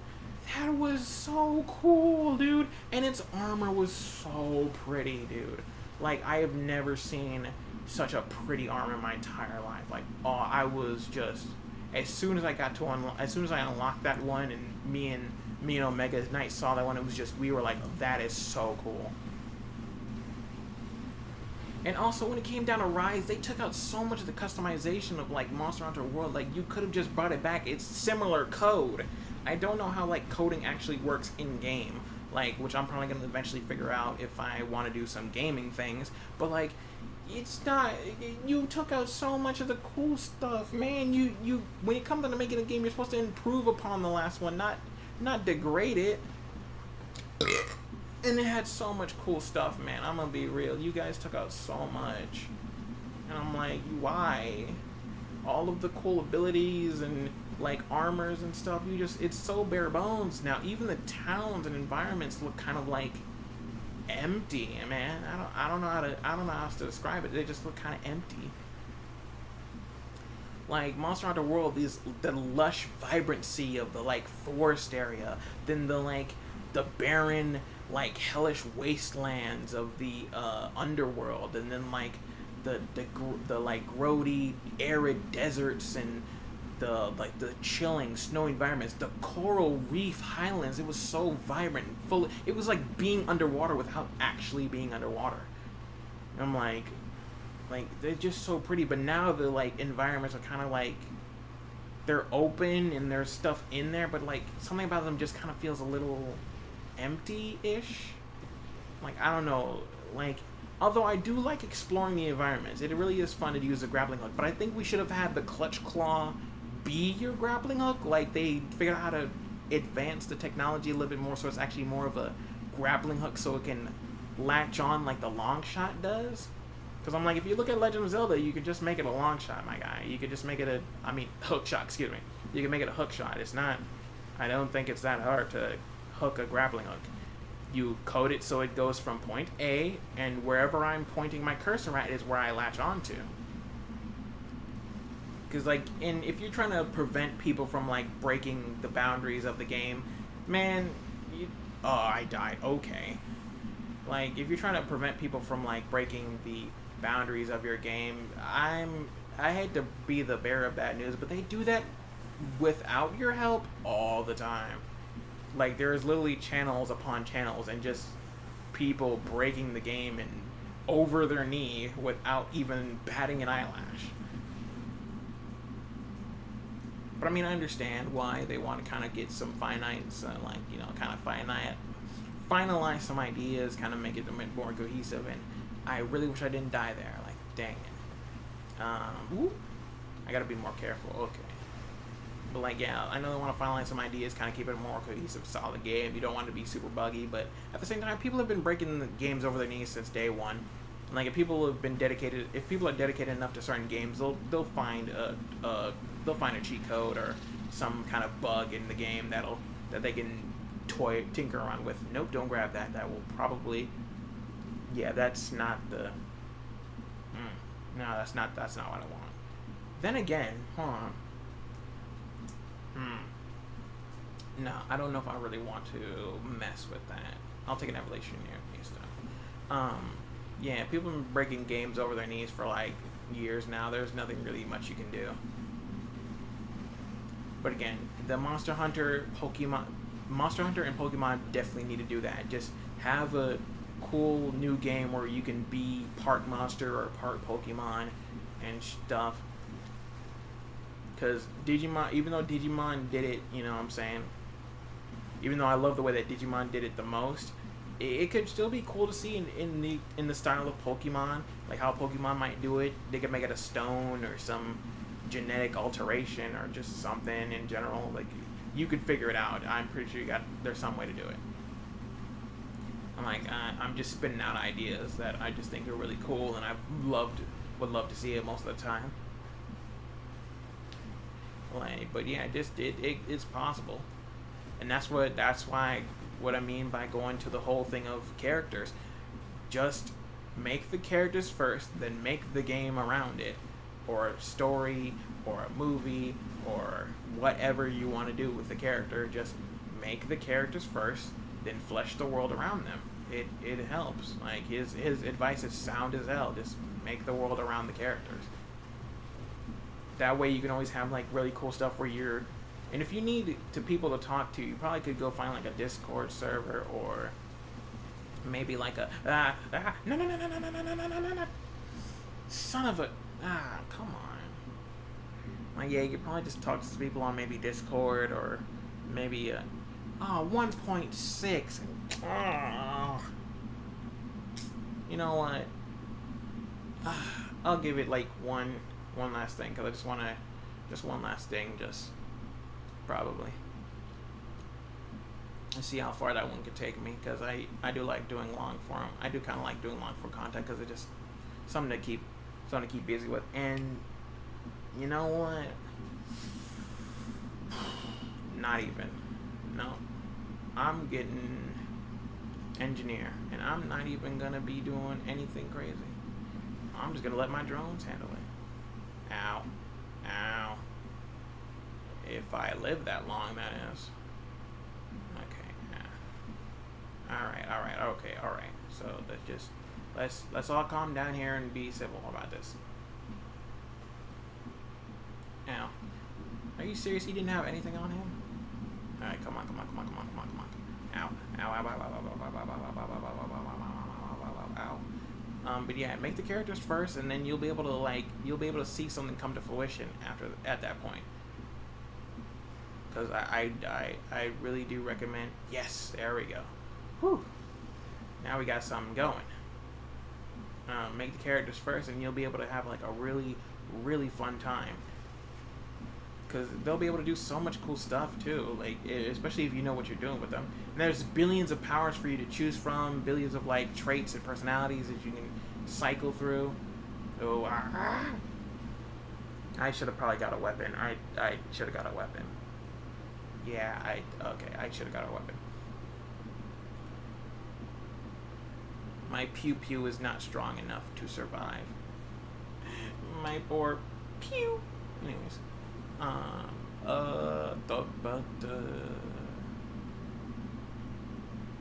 Blades apply light finder to apply faster for this service. Nice submunition. Beam. I will take Excalibur. Make the characters first, man. You just and when it comes to doing stories that people have already created, like in the sense of comic books, characters, you probably should sit down to read a lot of them, because that's one of the ideas that Omega has been trying to say. Like when it comes to doing comic book characters, you should if you want to make a new comic book based around a pre-existing character, you should read a lot of the source material that came before it to kind of know what you're doing with the character and how they function and stuff, so you're not constantly remaking the character a billion times over with non-existent knowledge that you do or do not have. That, or probably just make a contract that's like legally binding to have a simple character created. I don't know. And that like this is the way the character has always been, or just like a full character dossier, so all their powers and abilities and all that stuff, so you can just kind of use them instead of having to make up new shit on the fly, and like new everything on the fly, because that's really where people get kind of messed up with when it comes to the characters. They try to make all this new shit up on the fly, and it does not work well. Yo. Okay. With my drones, I should be able to get a different build going, of being the lazy build, probably, which is just my drones blow up everyone with their super powerful cosmic ability. Kabo no Jutsu! Anyways. After thrusters, no, I just want drones. No, don't care. Defense drones. Wait, hold on. Let me check that. Shield cooldown, shield durability. Energized shields, big shot. Do I? I don't know if I want to win up that. No, because I'm not getting. Any of those, so I don't really need to do that. Yeah, just because I could give them the beam lance and charge. Do I want? No, do I want them though? Hold on. Do I want them?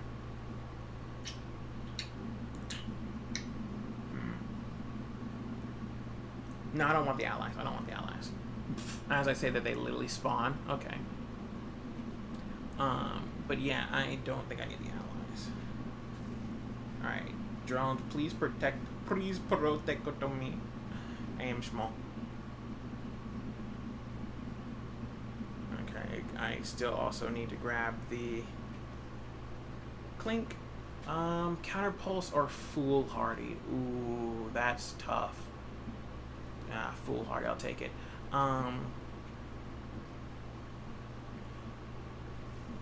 Yeah, just you gotta probably read the source material so you know exactly what you're doing, and maybe make a contract or like some kind of like descriptive thing of like all the abilities that this guy can do and all the things that they can't do, so that way people can kind of have a basis of what to do with said character. There we go. Give me Ataraxia. Now I can do all the things. Arc Barrier, Counterpulse, Advanced Engineering, and Mechanical Resurrection. Like, Oh wait, I put that one on the wrong one. There we go. I still have my beam lance. I still gotta eventually get rid of that. But that's wrong specialist. That's the wrong specialist. There we go. Elegant construction. That's what I wanted to see. Yeah. Counterpulse. Because yeah, the perk about this build though, off topic, the perk about this build is just like these counterpulses are so strong. Like they are not, they do not mess around. But yeah, just the constant need to try to like recreate Electronic Overseer. The constant need to try to recreate the characters from scratch on a billion basis is just stupid. You should just have a cemented thing of what you want to make the character do and stuff. And if you don't want that character to do something, you can make the other superhero. You can make other superheroes to help them out with stuff, so they can, like, oh, my character doesn't know how to use fire, or like they don't have any flame abilities of their own, but they are still super strong and stuff, and they can help out. But like, I'll just make a flame character that can, do some fire stuff, that I can talk to and hang out with, and they can help me out on adventures. That's what that's what you need to be doing with characters, is give them something to, give them other people to help them out, or just give them all the powers that you need. Make them overpowered, because overpowered characters aren't bad. If written correctly, they can be a force to reckon with, and they can be useful. Like, you don't always have to degrade, you don't always have to back yourself into an unrecognizable corner, just so you don't have to, do stuff with them. Alright, give me that, because I need those.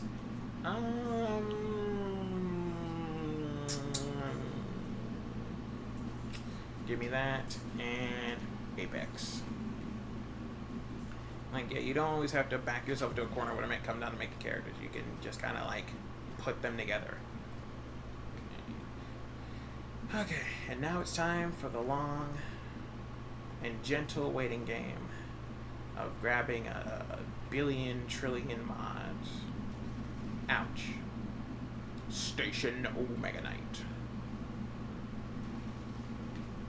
Oh wait, I forgot I can survive this now. Yeah, baby, that's what I'm waiting for. Whee! Can I survive the Crambombulance?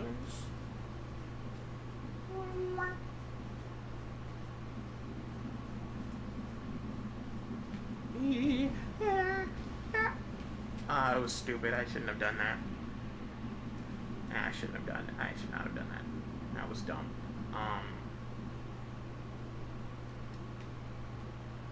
That was dumb. I should not have done that. I'm probably just gonna go for like 2 hours and call it that. Beam.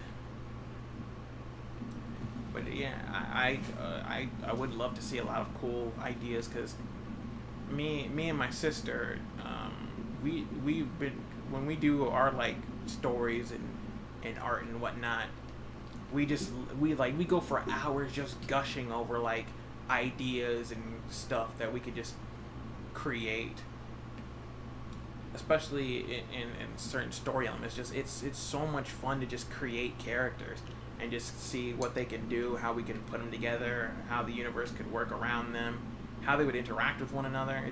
It's a fun time. Like, and I don't know why other people don't have fun with their characters and stuff, because like I don't know if a lot of creators don't seem to like ever express if they're really enjoying the characters that they created, or they're just trying to like make a character. I'm gonna make a character, and it feels like people are just trying to make characters to make something and not like actually enjoying what they create. And I don't know where the disconnect is there, but like, you should enjoy making your character. I really didn't even know if it was like possible to not enjoy making the character that you create. Sure, there's aspects of the character that you might not like, and I understand that one, because there is certain aspects of certain characters that I don't like that I've created before, but like there's like physically no way for you to just outright hate every character that you created. like in that case, like you probably should have like not made the character in general, or just found something that you did like and put that in your character. 'Cause that's all mine. That's really all I ever did for mine. That's really all I ever did. I never put any like deep, meaningful thought into my characters. I always found the things that I liked the most about other media and characters and creations, and just slapped them together. Like, oh, I love being a knight, so I'm gonna give myself a sword and shield and some knightly armor. And oh, I love robots, so I'm gonna add a little robot futuristic tech to it. Oh, I love birds and dragons and like, you know, that type of stuff. So I'm gonna get some wings and tails and all that stuff, and just slowly but surely combine those aspects of the combine your favorite aspects together until it becomes this one cohesive creation that just like you look back upon and you're just like, you know what? I dig it. That, you know, like honestly, I dig it. Like that's exactly what I wanted to see. And to be honest, it feels good. I'm gonna be real. It just feels good to have your characters, you know, come out the way that you want them to, you know, to come out. Like it'll be rough in the start. Yeah, it's always gonna be rough in the start. Don't get it twisted. But once you find the like the real that real like the it factor of your character, it'll click, man. It'll click. And I encourage everyone to do that for their characters, for your ideas, all that stuff. Just put together all the things that you love, the things that make you happy. Even if it's something simple like your character likes eating sandwiches that you like, or they like going for long walks on the beaches, or just anything. Just put it in your character and just have them do that. Make them quirky, make them overpowered, just keep going. Give them just that it factor that you love so much. And it'll go a long way. Trust me, it'll go a long way. Am I ready to kill myself? Oh my god. Let's fucking okay.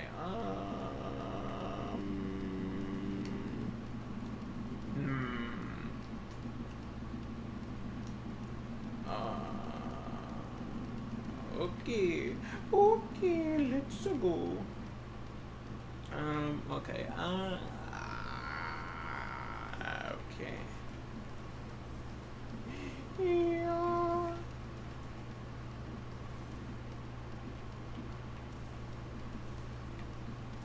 Alright, just bob and weave and bob. Find a guy named Weave and then bob him.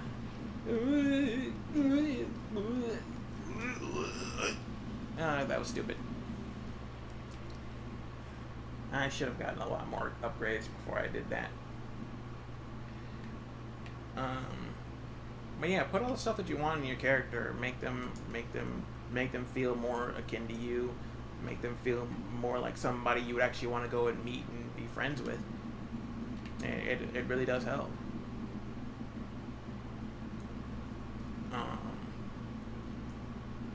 Because that's how I would go about making characters. It really is an effective method to go about making characters. And if people, like I said before at the beginning, kind of like the start of this, if you do, all right, let's go again. If you do happen to have people make references to your creation, and they're like, oh, this reminds me of this guy, or this reminds me of that guy, like it is a compliment. Like I don't know why it would feel like derogatory to you, but it is really a compliment. To be honest, I think it's a compliment every time. It is. It really should be a compliment to you, and not like a detriment or like somebody trying to like trash on your creation. It's you have a lot of stuff that you like, and they recognize that you liked this, or you created that, or something along those accords. It's put together, and it's cohesive, and it's for everyone to see. And honestly, that's kind of, it's really nice to have that. you know, that feeling of just like, oh, I made this, and people recognize where I was going with this and how it was coming together and stuff. Because again, if you have the thought process of like, I'm gonna create something that's never been created before, you're gonna be, so you're setting yourself up for disappointment. You are genuinely setting yourself up for disappointment, because you cannot recreate something that has already existed. Like, you're just kind of using ideas and, you know, concepts that have already happened before. It's just that, you know, people have forgotten it in the psyche, because there's a lot of fads and trends that are coming back nowadays that used to be there and used to have, you know, some merit in some era, but, you know, now that those people are gone and you know, new people are just picking it up, somehow it's now fancy and new when it's been there since the dawn of time, just never had a name and all that stuff. Oh, yeah. Relaxing, calming gameplay. Need that. Give me this. Counter pulse and shield contracts. There we go. Finally, I have the Mechanical Overseer online. But yeah, you kind of just sit down and enjoy yourself, having a lot of time with the characters that you create, the world, the environments and stuff. And I mean, as much as I am on the fence about like AI stuff, you could also use a little bit of AI stuff to help you out with like trying to figure out ideas for like art and stuff. But don't use AI for story writing or in art and just claim that as like, oh, look at this, I made it. Like, you put a prompt into a screen and that is it. You did not create anything of your own merit. You did not take the time to plan, draw, anything. You put no effort into it. You just wrote a word. I can write a word. I'm literally speaking words right now. You did not say anything crazy. You did not make anything of your own accord. You're just fooling yourself. Like, I'm sorry to say it, but that's just how it is. Like, you didn't invent anything new. Whoa, that was a lot. But again, if you don't have that mindset when it comes to the AI, you just use it to like help you figure out a new cool design. Because I've seen a lot of cool AI art, don't get me wrong, a lot of cool AI art, but never claim it as your own, because that's probably came from a billion other sources that weren't yours and you didn't fucking own. But like, yeah, you can still claim it. You can still, you know, you can still like say that, like, oh, I made this really cool, like, I like, you know, don't claim it as your own, but you say like, look at this cool piece that, you know, that I generated, not you created, you generated it, because it's still a prompt. You just made a prompt. Like, calm down over there. You just made a prompt. And taking credit for somebody else's work is never a good thing, and you should never want to take credit for somebody else's work. Like, especially when they put way more time and effort into it than you did. But like, yeah, you should still though kind of use it in certain principles to help you figure out how to like make stuff. Like, give it a prompt and like, oh, it'll generate like some ideas for you to kind of like put together, because AI does have the thing where it's like trying to figure out like, what would be a cool idea to put together, and it makes up some wild stuff. Because I did watch a video recently of somebody using AI to generate different biomes in Minecraft, and there was a really cool black hole style one, and oh, it was so pretty. Like, I would love to like have that in the show, like stuff like that. Just ooh. Because I'm also a sucker for black holes. Black holes are really pretty. They scare me and terrify me, but a lot of things in space scare me and terrify me. So do the ocean. So does the shit in the ocean. Because apparently NASA or whatever, anyone who goes down in the ocean, they must have already seen something that they weren't supposed to see, and that is why they are terrified of the ocean. I fully understand why. Because the ocean scares me. There's literally a T-posing octopus, squid, octopus thing down there, and it scares me. Not because it's funny, haha, T-posing squid, but like that thing just looks unnerving. Like, why? Like, who in the bloody hell thought that creation, that thing was good? And goblin sharks. Dear Lord, don't look at goblin sharks. Those are nightmares. I don't know. I hate it. I hate everything about it. Everything that has ever been created in the history of existence should not be that creature. That is a terrifying creature. I hate it so much. I hate it, bro. Like, I don't like it. I don't. It has this weird mechanic where, like, it can shoot its, like, face out at you. And I'm like, no, please. Like, you can't tell me that was a normal creature that somebody one day thought of. Was like, yeah, this is a creature I'm gonna make. Like, I'm glad that the Lord created the universe but there's certain creatures like goblin sharks, like that T-posing squid, like fucking cockroaches that don't need to exist, man. I'm scared, bro.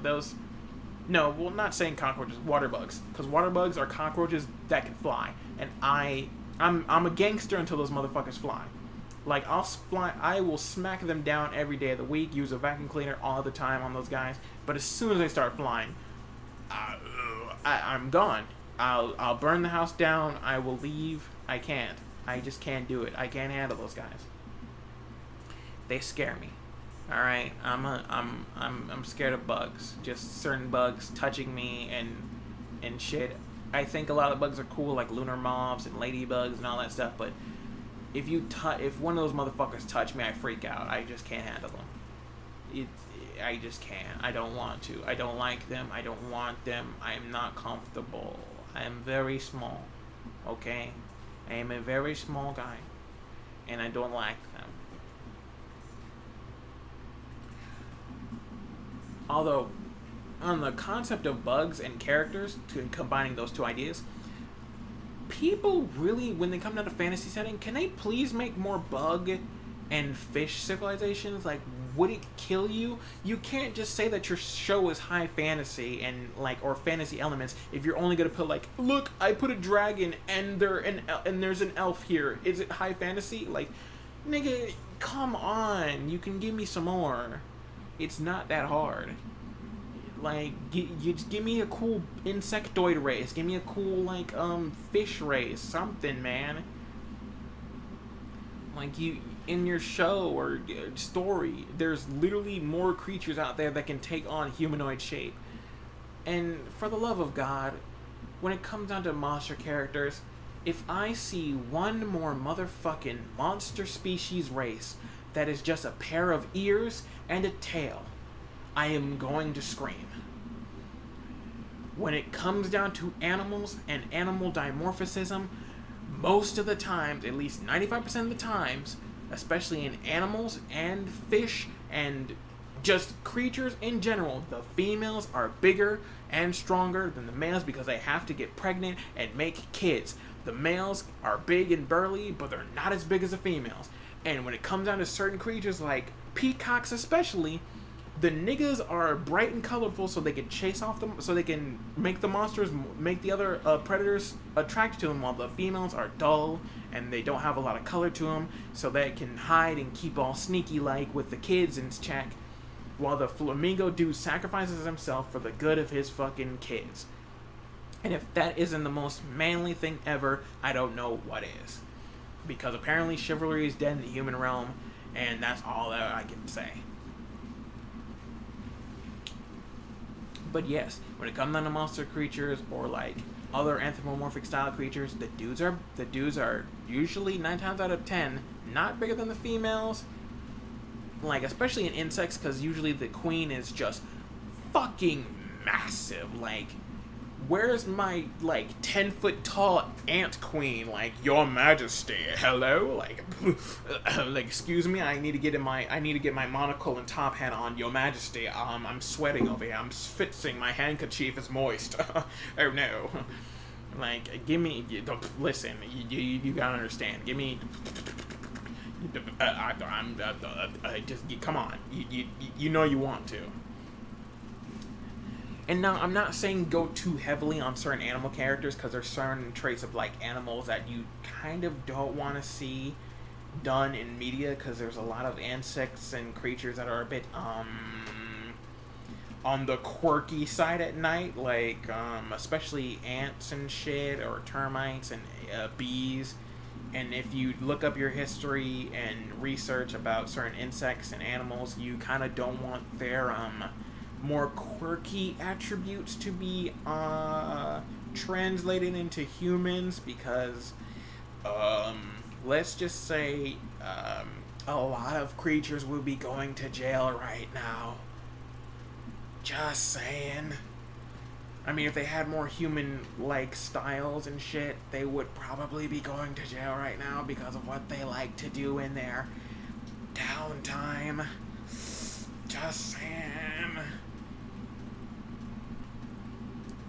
I like it. And if you know what I'm referring to in certain creatures. I'll just give a few examples like cheetahs, ants, salmon, certain penguins, dolphins, I think tiger sharks was one,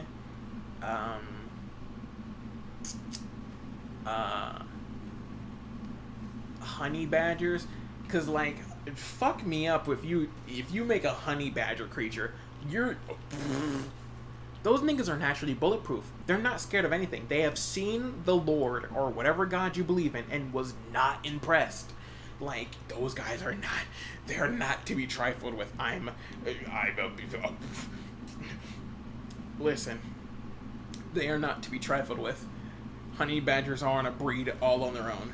They will shrug off bullets, they will shrug off bullets, they will shrug off poisons, they will shrug off fear. They have looked death in the face and beat him up personally. They're not normal creatures. The Lord did not make them a normal creature. I don't know what they are, but they are terrifying.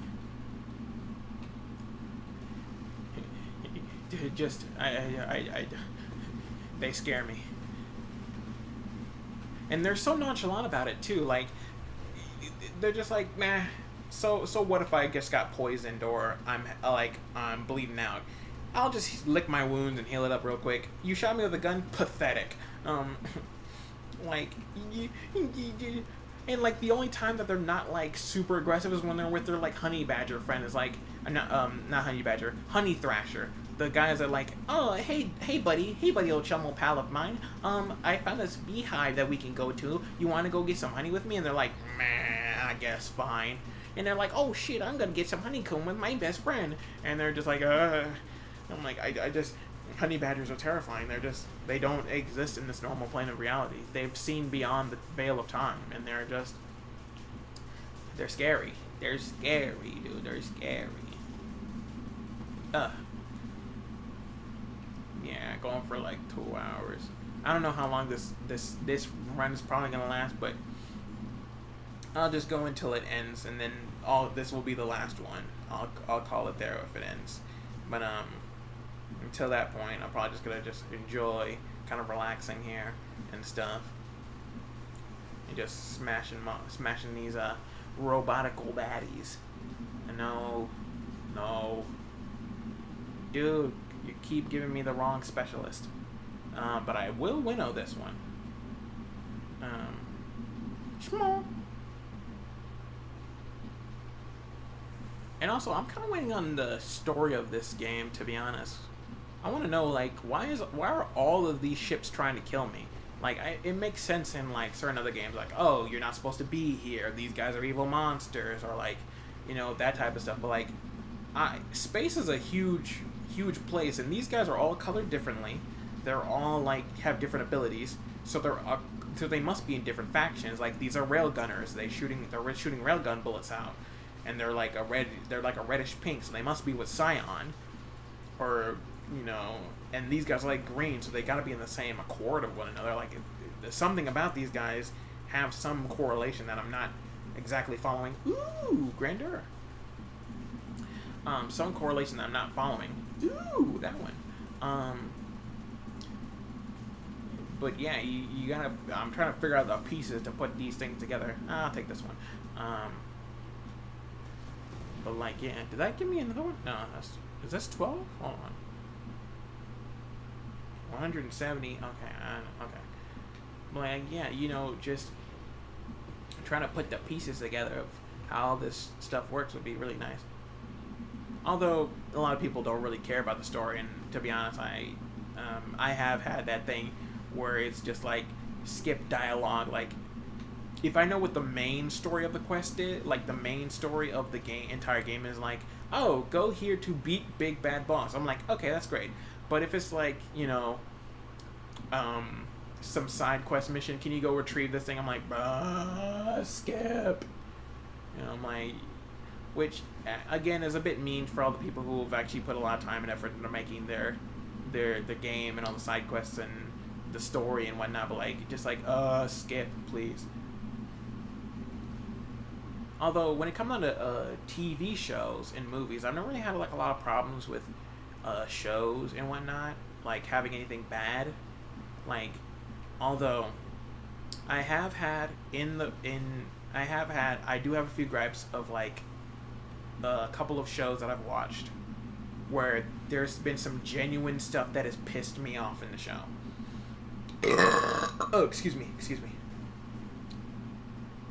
And one of the biggest gripes, it's Dovahkiin Dragonborn. One of the major gripes that I've had in a TV show that has always like messed with me on an emotional and physical level is in the show Dota, in the show Dota. I think it's called Dota. Book of Dota. Hold on, give me 1 second. What is that called?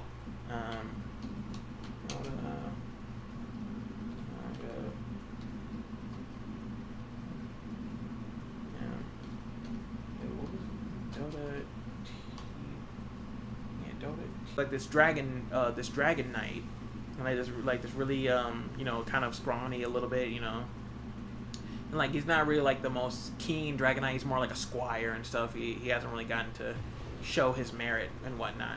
But she kind of like fell for him, and he kind of fell for her. They're kind of playing back and forth off one another. And in the show, they had this really, really cute scene together where she was like, oh, since you're a dragon hunter, right? Like, well, yeah, I'm kind of like one of the last ones that are there, since all the other ones kind of got scorched to hell and back from a dragon invasion. But yeah, I'm kind of like the last one. So like, she's like, well, to be a dragon hunter, you have to slay a dragon, don't you? And he was like, well, yeah, kind of. Like, and then she kind of like starts play fighting him to like attack, and she's like, attack me now, and she starts doing like a little play fighting, and she's not really aggressive with it. She just started like clawing and swiping and trying to like pretend to hit him, and so he has to defend himself. And so he grabs a book and then chucks it at her nose, and then she's like, oh no, valiant dragon knight, you've slain me. And then she pretends to fall over and stuff, and I'm like, this is the most cutest shit that I've ever seen in my entire fucking life. The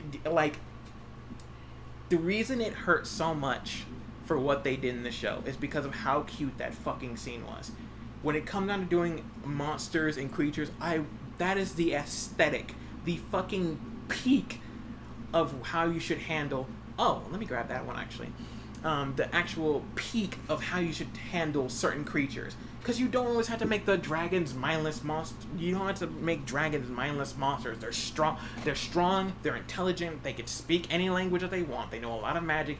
Dragons are fucking powerful as hell. You don't always have to make them the big bad evil guy, unless they're actually the big bad evil dragon types, because there are dragons have alignments and shit.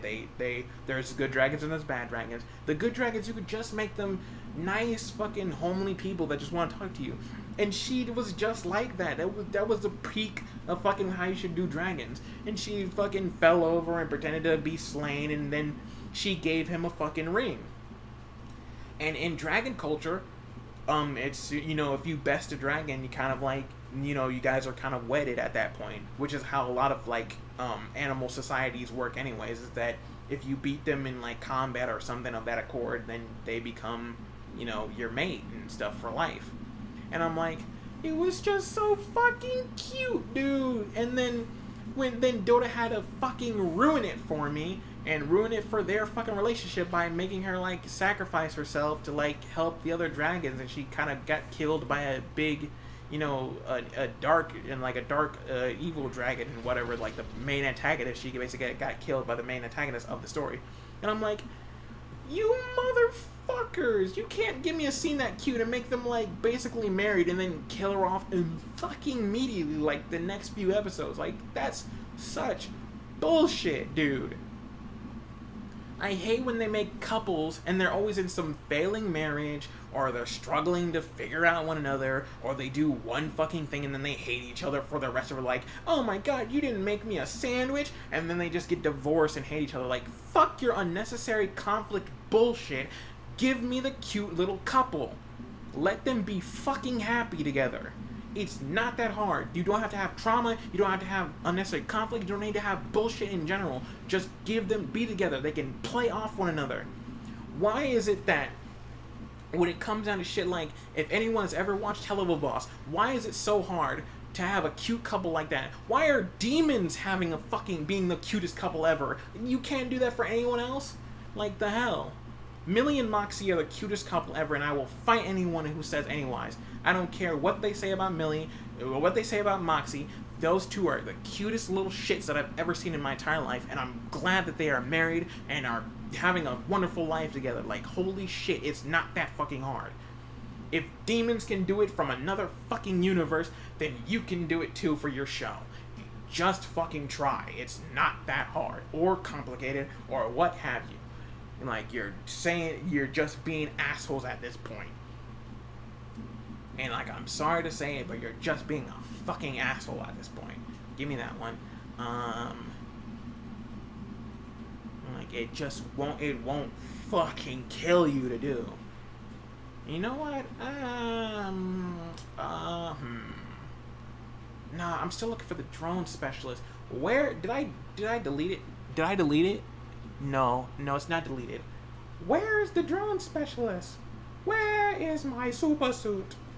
Like, it's not that hard to make cute couples. They can play off one another. If they're both in a fantasy setting where there's like magic and mysticism, you know, they can play off of one another's strengths. Like, oh, he's a really great swordsman and she's a really great magic user, or he's a really great magic user and she's a really great swordsman, and he like buffs her up with spells and whatnot, and he like, you know, flips over and then does a cool fireball move, and then she jumps in the air, and then at the apex of her height, she's like, call down the thunder, and then he strikes her sword and then she stabs the monster in the fucking head. It would be so cool.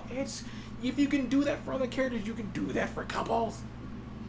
Anyways, I'm sorry about the whole angerousness of it, but it's just one of those things that I just don't understand why it's so hard to muster up. Did I actually? Oh yeah, holy shit, I got it. Okay, cool. It's not that hard to muster it up. Like, you guys, please, I'm begging you, man. I'm begging you. Just put it together. Just put them together. Couples can exist, and you don't always have to do something weird with the couple. You can just make them be together. Because, listen, in the context of comic books, I fucking hate what they do with Spider-Man. He's living off of fucking eggshells and tap water. Why can't you people just let him fucking have a girlfriend or somebody to be with? Stop making him the like world's like most depressed motherfucker in existence. He can have a good life, dude. You can make Mary Jane or Gwen Stacy or whatever he gets with have superpowers as well, and he can have a fucking normal life, dude, with them. He could swing around and do his Spider-Man flips and twicks with them. Like, why? Why do you hate him so fucking much? Like, what did he do to you Did he owe you money? Why you hurt him so much? I've never seen a character get so much get lambasted this fucking hard. Because when they got him married in like the comic books, they had this whole thing where like, oh, then Mephisto took him away and whatnot, and somebody got cancer or some shit, and he made a deal. And I'm like, why do you guys hate his marriage so fucking much? What was that shit that it was like? What was it that really threw him off? It was that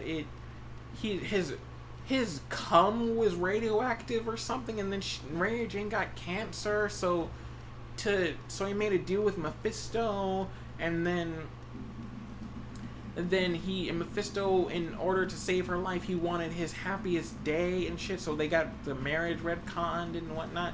It's so dumb. My brain cannot process these type of backflips and every time I come back to the game to try to focus on it, I keep saying dumb shit. This mod was called Gemini Protocol, so now I called it Star Signs. I'm an idiot. I can't. But yeah, why do people hate giving couples any leeway? Like, why do you guys not want them to be happy? Is that too hard? Is that the most fantasy part of fantasy, is having a happy, healthy couple stay together for years and years until they eventually die? Is that the most complicated like story plot that's ever been conceived? If you can write other characters playing off one another, you can't write a man and a woman superhero couple playing off one another's. Hell, if you need help trying to figure out how to make a man and a woman superhero couple or superhero family in general play off one another, look at fucking The Incredibles. Watch that movie back and forth and see how easy it is to play a fucking superhero couple. Like Mr. Incredible, Mrs. Incredible, fucking Dash and Violet, like all of those guys, it's not that hard to do a superhero team. It really fucking isn't. If it is hard for you, then you just suck as a story writer. I'm sorry to say. If they can make it work, then you can too. I'm sorry. And if the couple is just one person is a superhero and the other one isn't, give them some gadgets or tech or some, like, they being with their superhero significant other, their energies have melded together, so now they both can use superpowers too, or like she goes on a quest and somehow got superpowers from it, and they don't have to be evil and doesn't have to turn her dark or something dumb like they try to do with the Phoenix Force or whatever. She can just get superpowers of her own accord, or she can be super smart and have some tech that can help him out.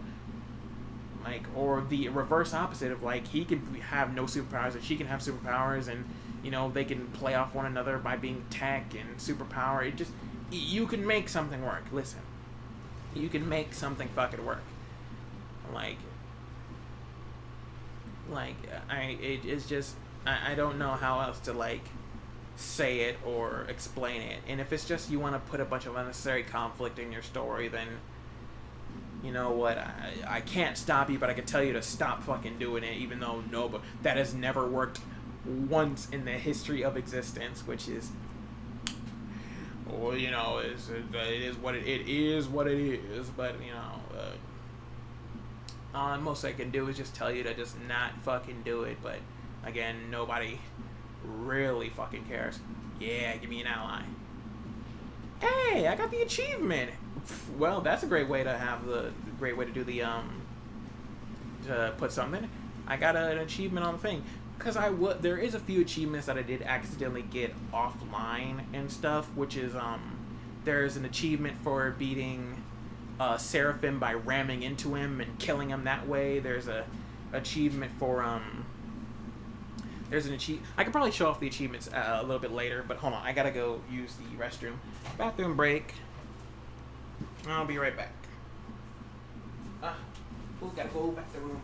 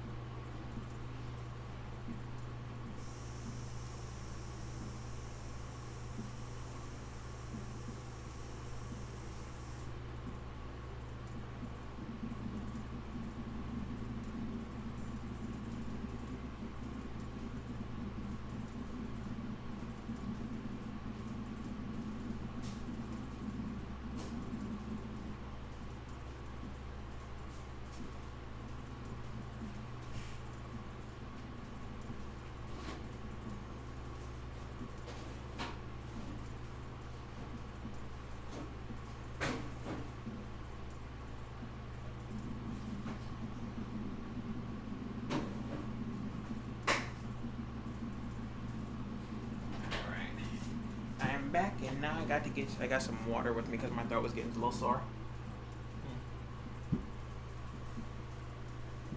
Water. Stay hydrated, or you will dehydrate. Yeah, so I'm glad I got an achievement this one. I was like, I didn't think I was gonna get one. But when it comes down to and on the subject of another topic of the characters, when it comes down to doing characters, there's another gripe that I had in a series called RWBY, RWBY. That's how they spelled it. That's how they spell the show, and it's made by Rooster Teeth. If you know about that series, and you know, like it's they also made Red versus Blue and a few other things, and a few other shows, which I haven't really seen any of those. I was mostly I watched a lot of Red versus Blue back in the day, and RWBY, because you know it was kind of cool, and I liked the way that the weapons changed and the story of like how it kind of felt like a Grimm Brothers type of ordeal. But in that show, one of the major gripes that I have is that there was one of the major plot points, which is a little bit of spoiler territory for anyone who hasn't really seen it. But one of the major plot points in the show is that there's like magic in the world isn't really like as strong as it should be. Hold on, I gotta readjust something. There we go. Wait, hold on. Okay, hold on. Gotta fix that. And hold on. Ooh, there we go. Magic of the world isn't really like abundant as it used to be anymore. So basically, this couple, a powerful swordsman, you know, a revered hero of all, and his beloved wife slash fiance at the time. You know, they've been together for a long time, and they've just been having a good time. They've been, you know, with one another for so long they kind of just, you know, it's just they've been with one another for a long time, so they've just been having fun, chilling. But one day he kind of gets sick, and he can't really be saved because, you know, medicine and whatnot, even though I hate when shows have magic and nobody knows a damn healing spell, but like suddenly one of the gripes I always have about certain shows is just like, wow, I love how the evil final dark boss guy can somehow figure out how to resurrect himself and heal and all that jazz, but Lord forbid the actual heroes of the story know one fucking healing spell. Like yeah, it's possible. No. Oh, I need to get some thrusters. Oh my god, I'm dying. Like, Lord forbid that the fucking heroes actually know a spell that can heal them. Like, oh my god. But yeah, the couple, they've been together for a long time, and he gets sick, so she tries to go and, you know, help him out, find some medicine, something that'll keep him alive, because they want to be together forever and whatnot, and it's really cute, and I love that kind of thing. But I really don't like that they always try to kill characters off. It just stop making people die in fantasy shows. In fantasy shows, just stop. It's not fun. It's stupid. Just stop. But yeah, so he gets sick, and she tries to go around finding medicine, but there's nothing that she can really do for her, which is again stupid. But he can't really be saved, so she tries to go to the gods and see if they could help her. And the god of light, or whatever his fucking moniker was, basically the supposed good god of the universe, like, she tried to go to him to ask for his help, but he was like, no, balance, something dumb, arbitrary reason, blah, blah, blah, blah, blah. Which is like, I'm going to strangle you with my bare fucking hands. But that's just me personally. So she's like, oh, well, if you won't help me, I'll just go somebody else. And then she goes to the supposed dark evil god of the universe and tries to ask him for his help. And oddly enough, strangest, craziest thing ever. Correct me if I'm wrong, but the dark evil gods aren't supposed to help you, right? Wrong. In this scenario, the fucking dark god does help her. He's just like, no, there's no contract. He doesn't ask her for a contract, no favors, no nothing. He literally just snaps his fucking fingers and he's like, yeah, sure. Here's your husband back. He's alive. No strings attached. His husband wasn't corrupted. Her husband wasn't corrupted. Nothing. He was just fucking fine.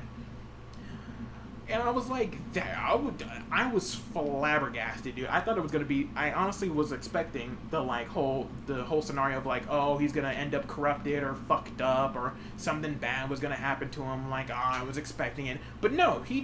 The dark guy literally just snaps his fingers and just brings him back to life. But then his brother, the god of light, or whatever the fuck you want to call him, asshole for me personally, was like, no, brother, you can't bring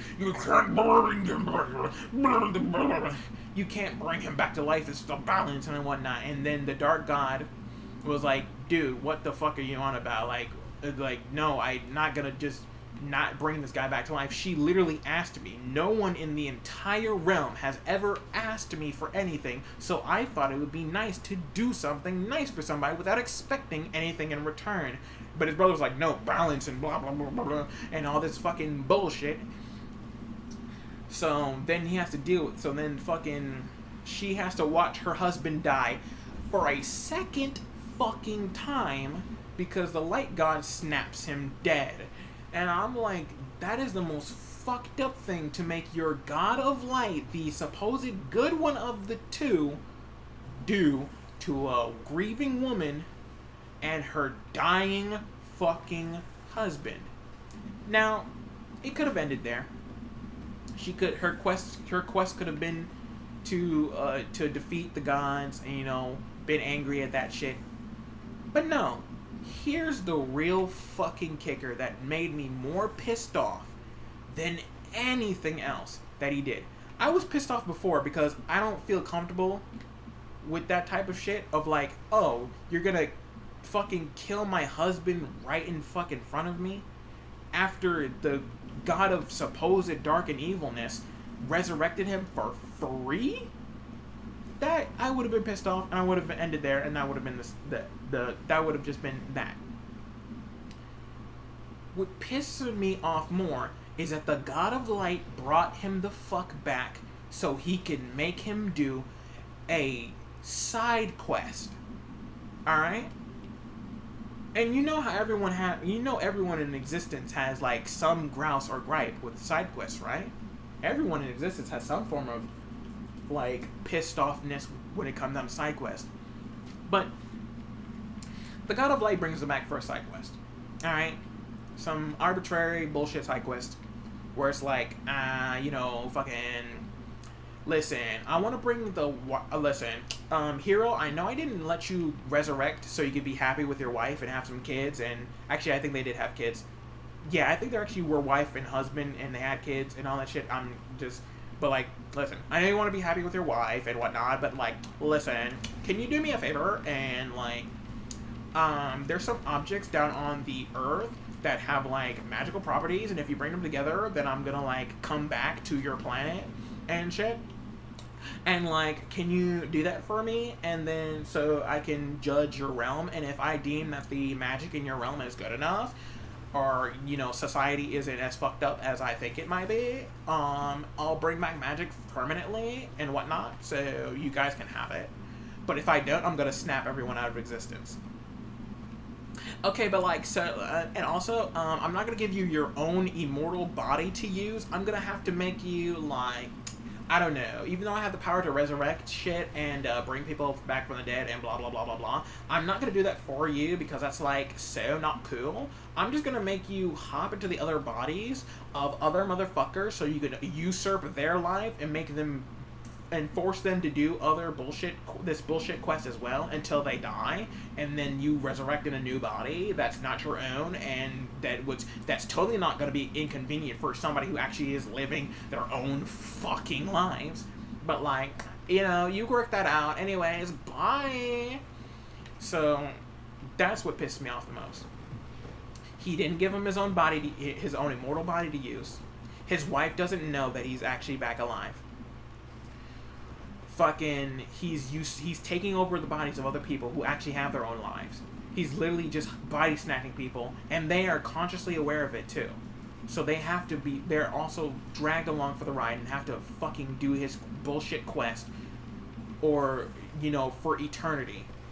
He has, well, not like he gives them immortality by snatching the body. They still have to live the same amount of life, so if they die, they go on to the afterlife, but he has to come right the fuck back to do the bullshit quest again, and continue to fucking do it until he actually succeeds.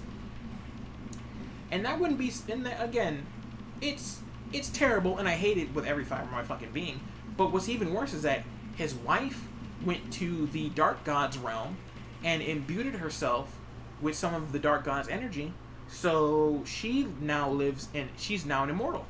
She's an evil, powerful, immortal being who's still kind of grieving on the inside because she lost her fucking husband to the God of Light, who is an asshole, and I fucking hate him. But, she lost her husband to the God, she lost her husband to the God of Light. Literally lost her husband twice. One from a bullshit-ass disease that was incurable. Second, to the God of Light. Her kids literally don't have a father anymore. Fucking, she doesn't have somebody she can be with now. And now that she's grieving, she took over the powers of, has evil, demonic powers within her body now. So now she's kind of just, venting. She's basically venting at this point. And I understand it. I honestly understand it. I'd be fucking pissed off, too. That's such bullshit. The God of Darkness literally didn't fucking want anything. He was just happy to fucking help her. And I don't understand why that was so bad. What kind of shaboingery is this? What third-rate tomfoolery am I being convicted with? He was literally happy to help her. And just let her go on her way. I just don't understand. They rarely do that, and your God of Light can't be that stupid or selfish or mean. He's supposed to be the good one, right? Why is your evil one your supposed, quote unquote, air quotes, I'm doing air quote motions while I'm playing the game. Your supposed evil one is the nice one of the two. That makes no fucking sense. And you gave him the most bullshit thing to do when you could have just resurrected him and he would have probably done it anyways. Hell, listen, if I was dying of an incurable disease and my wife went to you to ask for your help, and then you said yes and then resurrected me, I'll be your fucking guinea pig for the rest of my life. I don't give a shit. Give me and my wife some powers and immortality, and me and her can just go do your arbitrary side quest for as long as possible until it's done. It's not that fucking hard. And then we can just enjoy our immortality while the fucking world does whatever the fuck it wants to do. Dude, it's just, it wasn't that hard. Hell, I actually would have loved it if the Dark God just stood up to his fucking brother and said, fuck you, no, he's my avatar now. And gave them both some cool dark-based powers or whatever. No, fuck you. These two are my heralds, alright? And you're gonna have to go find some other motherfucker to bullshit into, alright? These guys are my heralds. They asked me for my help, and they wanted to be with me, alright? So fuck you, and fuck your light bullshit. These are mine, alright? I would have loved that. Dude, I would have loved that so hard. But no, we had the bullshit arbitrary fucking side quest that he's gotta fulfill, and the fucking, now his wife is grieving, and she's part of the evil dark shit and whatnot, and she's going through the motions, and you could have avoided so much bloodshed, carnage, and bullshit chicanery if you had just let them be. People do this too many fucking times of pushing buttons and poking bears that they shouldn't have, and it just leads to death, destruction, and ruin. It's just so stupid, bro. It's literally some third-rate shaboingery that doesn't need to exist. Let me get a quick sip of my water.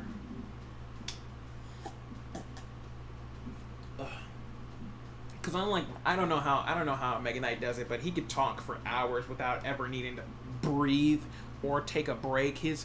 I wish I had his lungs and throat, because he could just keep going. I can't. My throat hurts sometimes.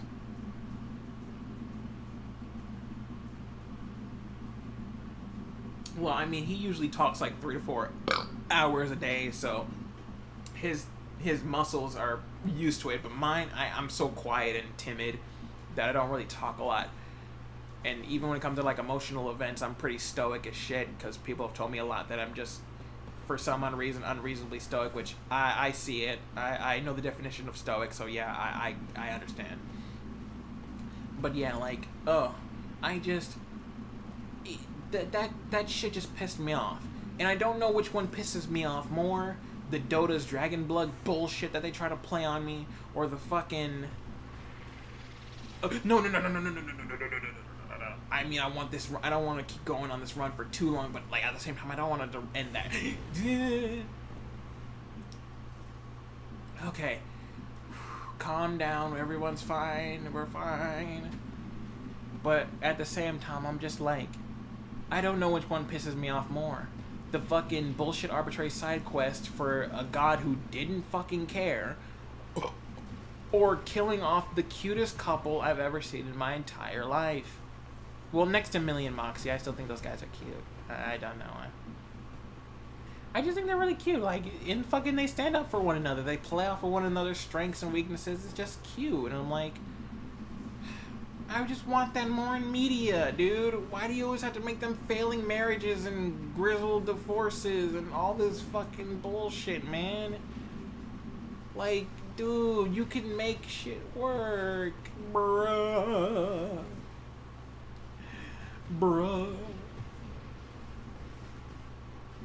I don't know why it's so hard for people to make couples bounce off one another. There's so many ways you can do it. If you can do it for the fucking other people in the group, you can do it for his wife or her husband, or whatever combination of the two you want to do. You can make it work. But to be honest, if you don't want them to be together in the first place, just don't make couples. As simple as that. If you're not good at making couples, play off of one of their strengths and weaknesses, just don't make couples. Because you're obviously bad at it, so just stop. If you can't write them good, then just don't write them at all. That way you can save you. It'll save you the trouble. It'll save everybody the headache of seeing them not doing things. Just simple. No, you killed. Whew. Okay, I'm good. All right, cool. Everything's good. We're fine. It's all fine. Everything's fine. It's all cool. But yeah, if you just don't want the couples to be together, just don't make couples. Stop. Don't make couples, and don't force agendas that don't need to be forced. Please. Cause shows nowadays have been doing that forced agenda shit for certain media and other shit. No, just stop forcing it, dude. If you can't make it natural, it can't make it naturally happen. Just stop forcing it, dude. Forcing shit to happen is the last thing that people want. Well, actually, people don't really know what they want until they get something that they think that they want, and then it turns out that they don't want it at all because they're finicky, and everyone's finicky. And I'm not saying I'm perfect either, but shit, man. At least I'm stagnant enough to know that. Oh yeah, this is kind of what I want, and I'm not really gonna complain if I don't fucking get the thing that I want. I'm just gonna be it is what it is, and I'm happy with what I got. I'm counting my joys and blessings. I'm counting my blessings and joy, and whatnot. I have mostly everything that I want in my life, other than I wish I could meet some of my friends again, or I wish I could see my sister again because she's in another country right now. Well, another state, excuse me. She's in another state right now. She's, you know, I'm glad she's having a good, happy life on her own accord. You know, I still miss her a lot of times, and that's how it is. But that's just how it is. You know, I'm glad that she's doing fine and everybody else is doing fine. And like, I still miss a lot of people because, you know, they're in other states and whatnot. But hey, I'm not gonna complain if you guys are doing okay. Man, I'm on level 64. Jesus, I didn't even know I could get that high. Well, it's probably because of all the other components. Ooh. All right, it's starting to get dicey up in this motherfucker. Ow. But yeah, like I'm glad that everyone's doing fine and having a good time. I just wish more people could enjoy, you know, the life, you know, their lives like I am, but apparently not. They always want to have some, they always need some chaos and trauma or whatever to just get through the day. I'm like, bruh, no you do not. You say you want to be alone, and as soon as you're alone, oh god, I wish I had more people. You say you want to be fucking in someplace quiet, but as soon as it gets too quiet, fuck, I hate this. Like, you don't know what you want, dude. Nobody knows what they want until, like, something happens, bruh. 3 of you guys, what the hell? Oh, excuse me. Oh, let me take another little sip. Let me make a little sippy of my water.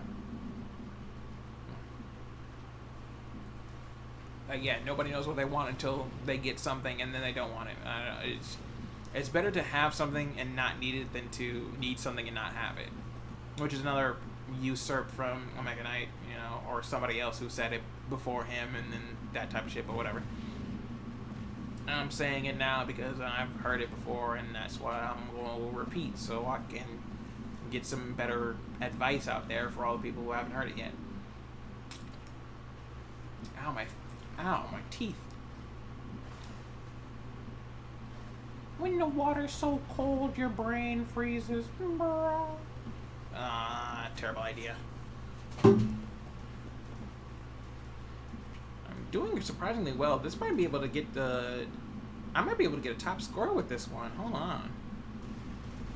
I mean, I already got the achievement, so I'm kind of feeling good about it. But like, if I can get it, I'm getting really high on this one. I'd actually love to get to at least like a 2 million score would be nice. I'll be satisfied with that. Because, yeah, I've noticed that this one run has been going for at least an hour, and I probably should... No, I didn't mean immediately soon. Like, every time I say that word, you guys just throw billions of weapons at me. Listen. I'm not saying that I want the run to end as soon as I say so.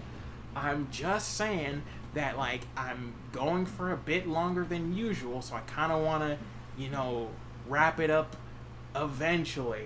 Not immediately. Calm down, game. But yeah, again, I don't know which one pisses me off more, the fucking bullshit side quest from the Light God or the death of the cutest couple I've ever seen in my life. Again, next to Millie and Moxie, because I still think those guys are really cute. And I'm just, I guess I'm just a sucker for cute couples. I don't know, maybe, man, maybe I'm just a sucker for, like, a cute heterosexual couple, you know, being together and actually enjoying their life, having some kids together, and then fucking, you know, growing old together. Maybe I'm too sentimental or whatever, I don't know. Fuck me for liking something, you know, that everyone should try to strive for. Like, I don't know. Like, shit, man. I didn't know it was that crazy complicated to have a nice little, you know, have some kids and a wife and then fucking get a house together. You know, I didn't know it was so crazy, but probably is, apparently.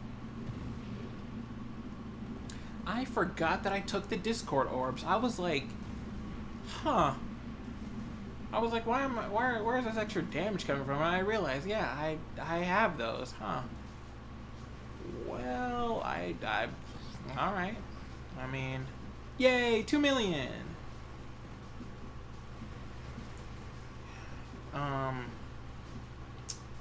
Actually, you know what, hold on. I can do a quick check and see if there actually is anything I could grab at this point. After my drones do most of the work. Alright, hold on. Let me see something. It's Shift Tab. Scooch. You know, let me see something real quick. Okay, I can't do trigger retribution without being damaged by an enemy or hazard. I can't do warp by 0. Can't do the Leviathan. Control 30 chaos orbs. I don't actually know. Wait. So it's 2 per. Wait, it's 2 wild mods per orb. I don't know if I'll be able to get that. I still haven't gotten the Hullbreaker one. World Serpent. Be offered 7 voids while upgrading. Create a Bastion build where the Bastion shield detonates and deals burn damage. The instant it deploys. Okay, I can't really do that. 9 super mods? Nah, I don't think I'll be able to do that either. 7 voids though while upgrading. If I took more evolutionary niches, probably? Yeah, I don't know about those. Anyways, return to the game. I mean, I got like 2, so if I keep taking evolutionary niches, I probably should be able to find some. But I highly doubt I'm going to be able to get there. Anyways. At least I got the other one though. I'm glad at least I got one achievement on screen. I shouldn't have probably been playing, but I was really bored because I'm still waiting on the mass builder to kind of update so I can do some stuff with that and stuff. Even though I probably could still do it. What the fuck? Ouch.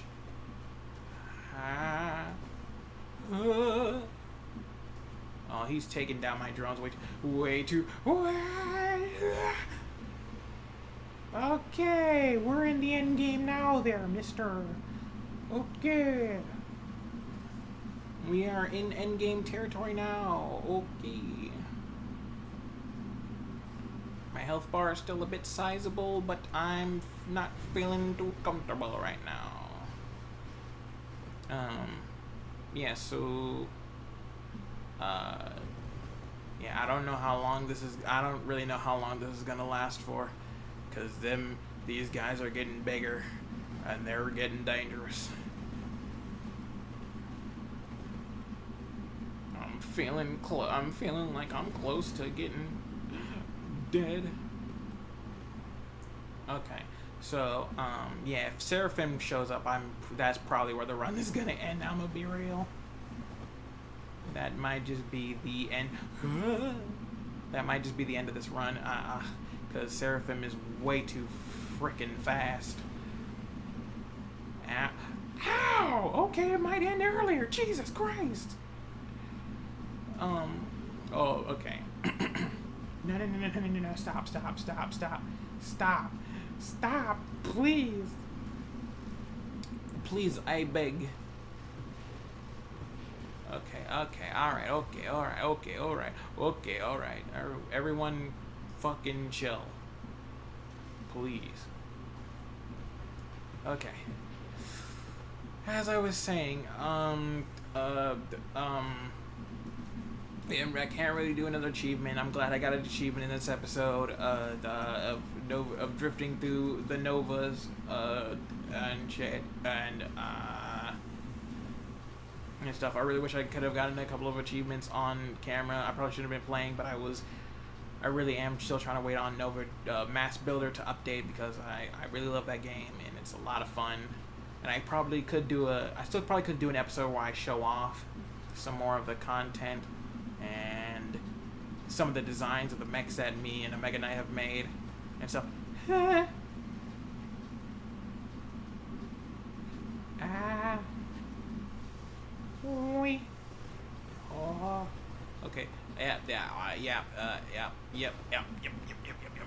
Yep. Fuck. Yep, I knew it. Killed by Duvahking. Dragonborn. 2.2 million. Oh, excuse me. You know what? Honestly, I'm glad about that one. New high score, you say? Okay, well, let's see. Let's see.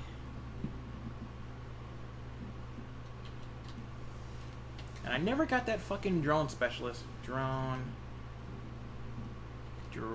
strike. Bam. Ooh, third? Are you serious? Oh, excuse me, that's my... come on, Black Hole, you know you're just making me look bad. Well, yep, that was another drone build. Because my highest building one is another drone build, to be honest, because drones are just kind of strong. Like, the counterpulse thing is just unreasonably strong. So wait, I was only at 2.7, really? Okay, so 2.7. So 2.7 is the one to beat, and 1.6 is the one to kind of get on the leaderboard. Yeah, so because drone builds I've noticed are really good. Using the Vortex with loaded mines is really good. Yeah, drones is just really good in general. And yeah, Rainbow of Pain, Gravity Well, Graviton Bomb. Yeah, those are just fucking loaded mine builds. They're just really good. Okay, just really good. Yeah, this one is a Dying Star build with the Hull Breaker. Oh man, I really wish I could have shown off the Infinimissile build, because there was a build a long time ago you can make with infinite missiles shooting out, and it was I'm so mad about that one. Yeah, drone is just really good. This one is Drone and Guardian. Again, another fucking because mine is loaded mine. A lot of the I realize how many mine ones I make.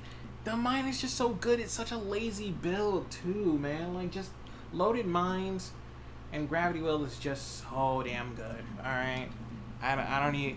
I'm not even gonna hold you. It's that good. But yeah. Anyways, like I said, that's probably gonna be the last one. Last one, because I've probably been recording for like what, 3 hours maybe? 2? Yeah, close to 3 hours. Okay, this one's a long one. Hopefully the audio is still good. I might have to go rewatch the video just to make sure the audio kind of is good, because I did check it beforehand. So I'm hoping that the audio is really good and the game audio kind of aren't clashing too much. But yeah, that's really kind of it for today. I'm still going to try to work on, when it comes down to games, I'm still going to try to do more TerraTech on the weekend, not weekends. I'm still going to try to do TerraTech on Tuesday. I haven't really sorted anything out for Thursday, so that might just be a freebie. So I might do another episode of Elden Soul on Thursday. I don't really know. Because I might do some Elden Soul on Thursday or tomorrow, basically, because today is Wednesday. So yeah, I don't really have anything kind of like planned out for when it comes down to videos. So I'm just gonna try to do whatever I'm kind of feeling the most in tune with. I'm still gonna try to figure out how to do good videos, like, or maybe YouTube shorts of Your Only Move is Hustle, since the matches are really short, especially the ones that I've created. So like, it's a lot of a tedious process with creating some of the fights in this one, but like, I'll try to figure out something with that. But yeah, I'm hoping to still kind of do probably a Terraria kind of thing on, like, TerraTech and Terraria kind of on Tuesdays, if I can, because I don't know if I want to do, probably gonna do some modded gameplay, hopefully, like use my other account, because this isn't mine, this is Mega Nice, use a different account to do some Terraria, but and do some modded gameplay, because I would really love to show off some of this stuff. But maybe I'm still gonna try to probably do some Slay the Spire or something on Sunday or Saturday. But yeah, I'm probably gonna do some showing off some more maps because they are coming out with a lot of cool stuff. And the next update, which hopefully will come out soon, because these look really cool. Like a lot of this stuff looks really cool. It's the mech building game. I'm hoping to play some fighter games with Omega Knight soon, because he's got like King of Fighters and stuff. Other than that, I probably should download some of the other games that I have and kind of tinker with that, because I could do some from the depth gameplay, and maybe even some Kerbal Space Program too, because that might be fun, and have like some rockets I could test off, because I know this game just looks really fun, so I might try to figure out how to do that one. But yeah, that's pretty much going to be it for me today. Thanks to you all for watching. Thank you all to the people who showed up, who are going to show up in the future, all that type of stuff.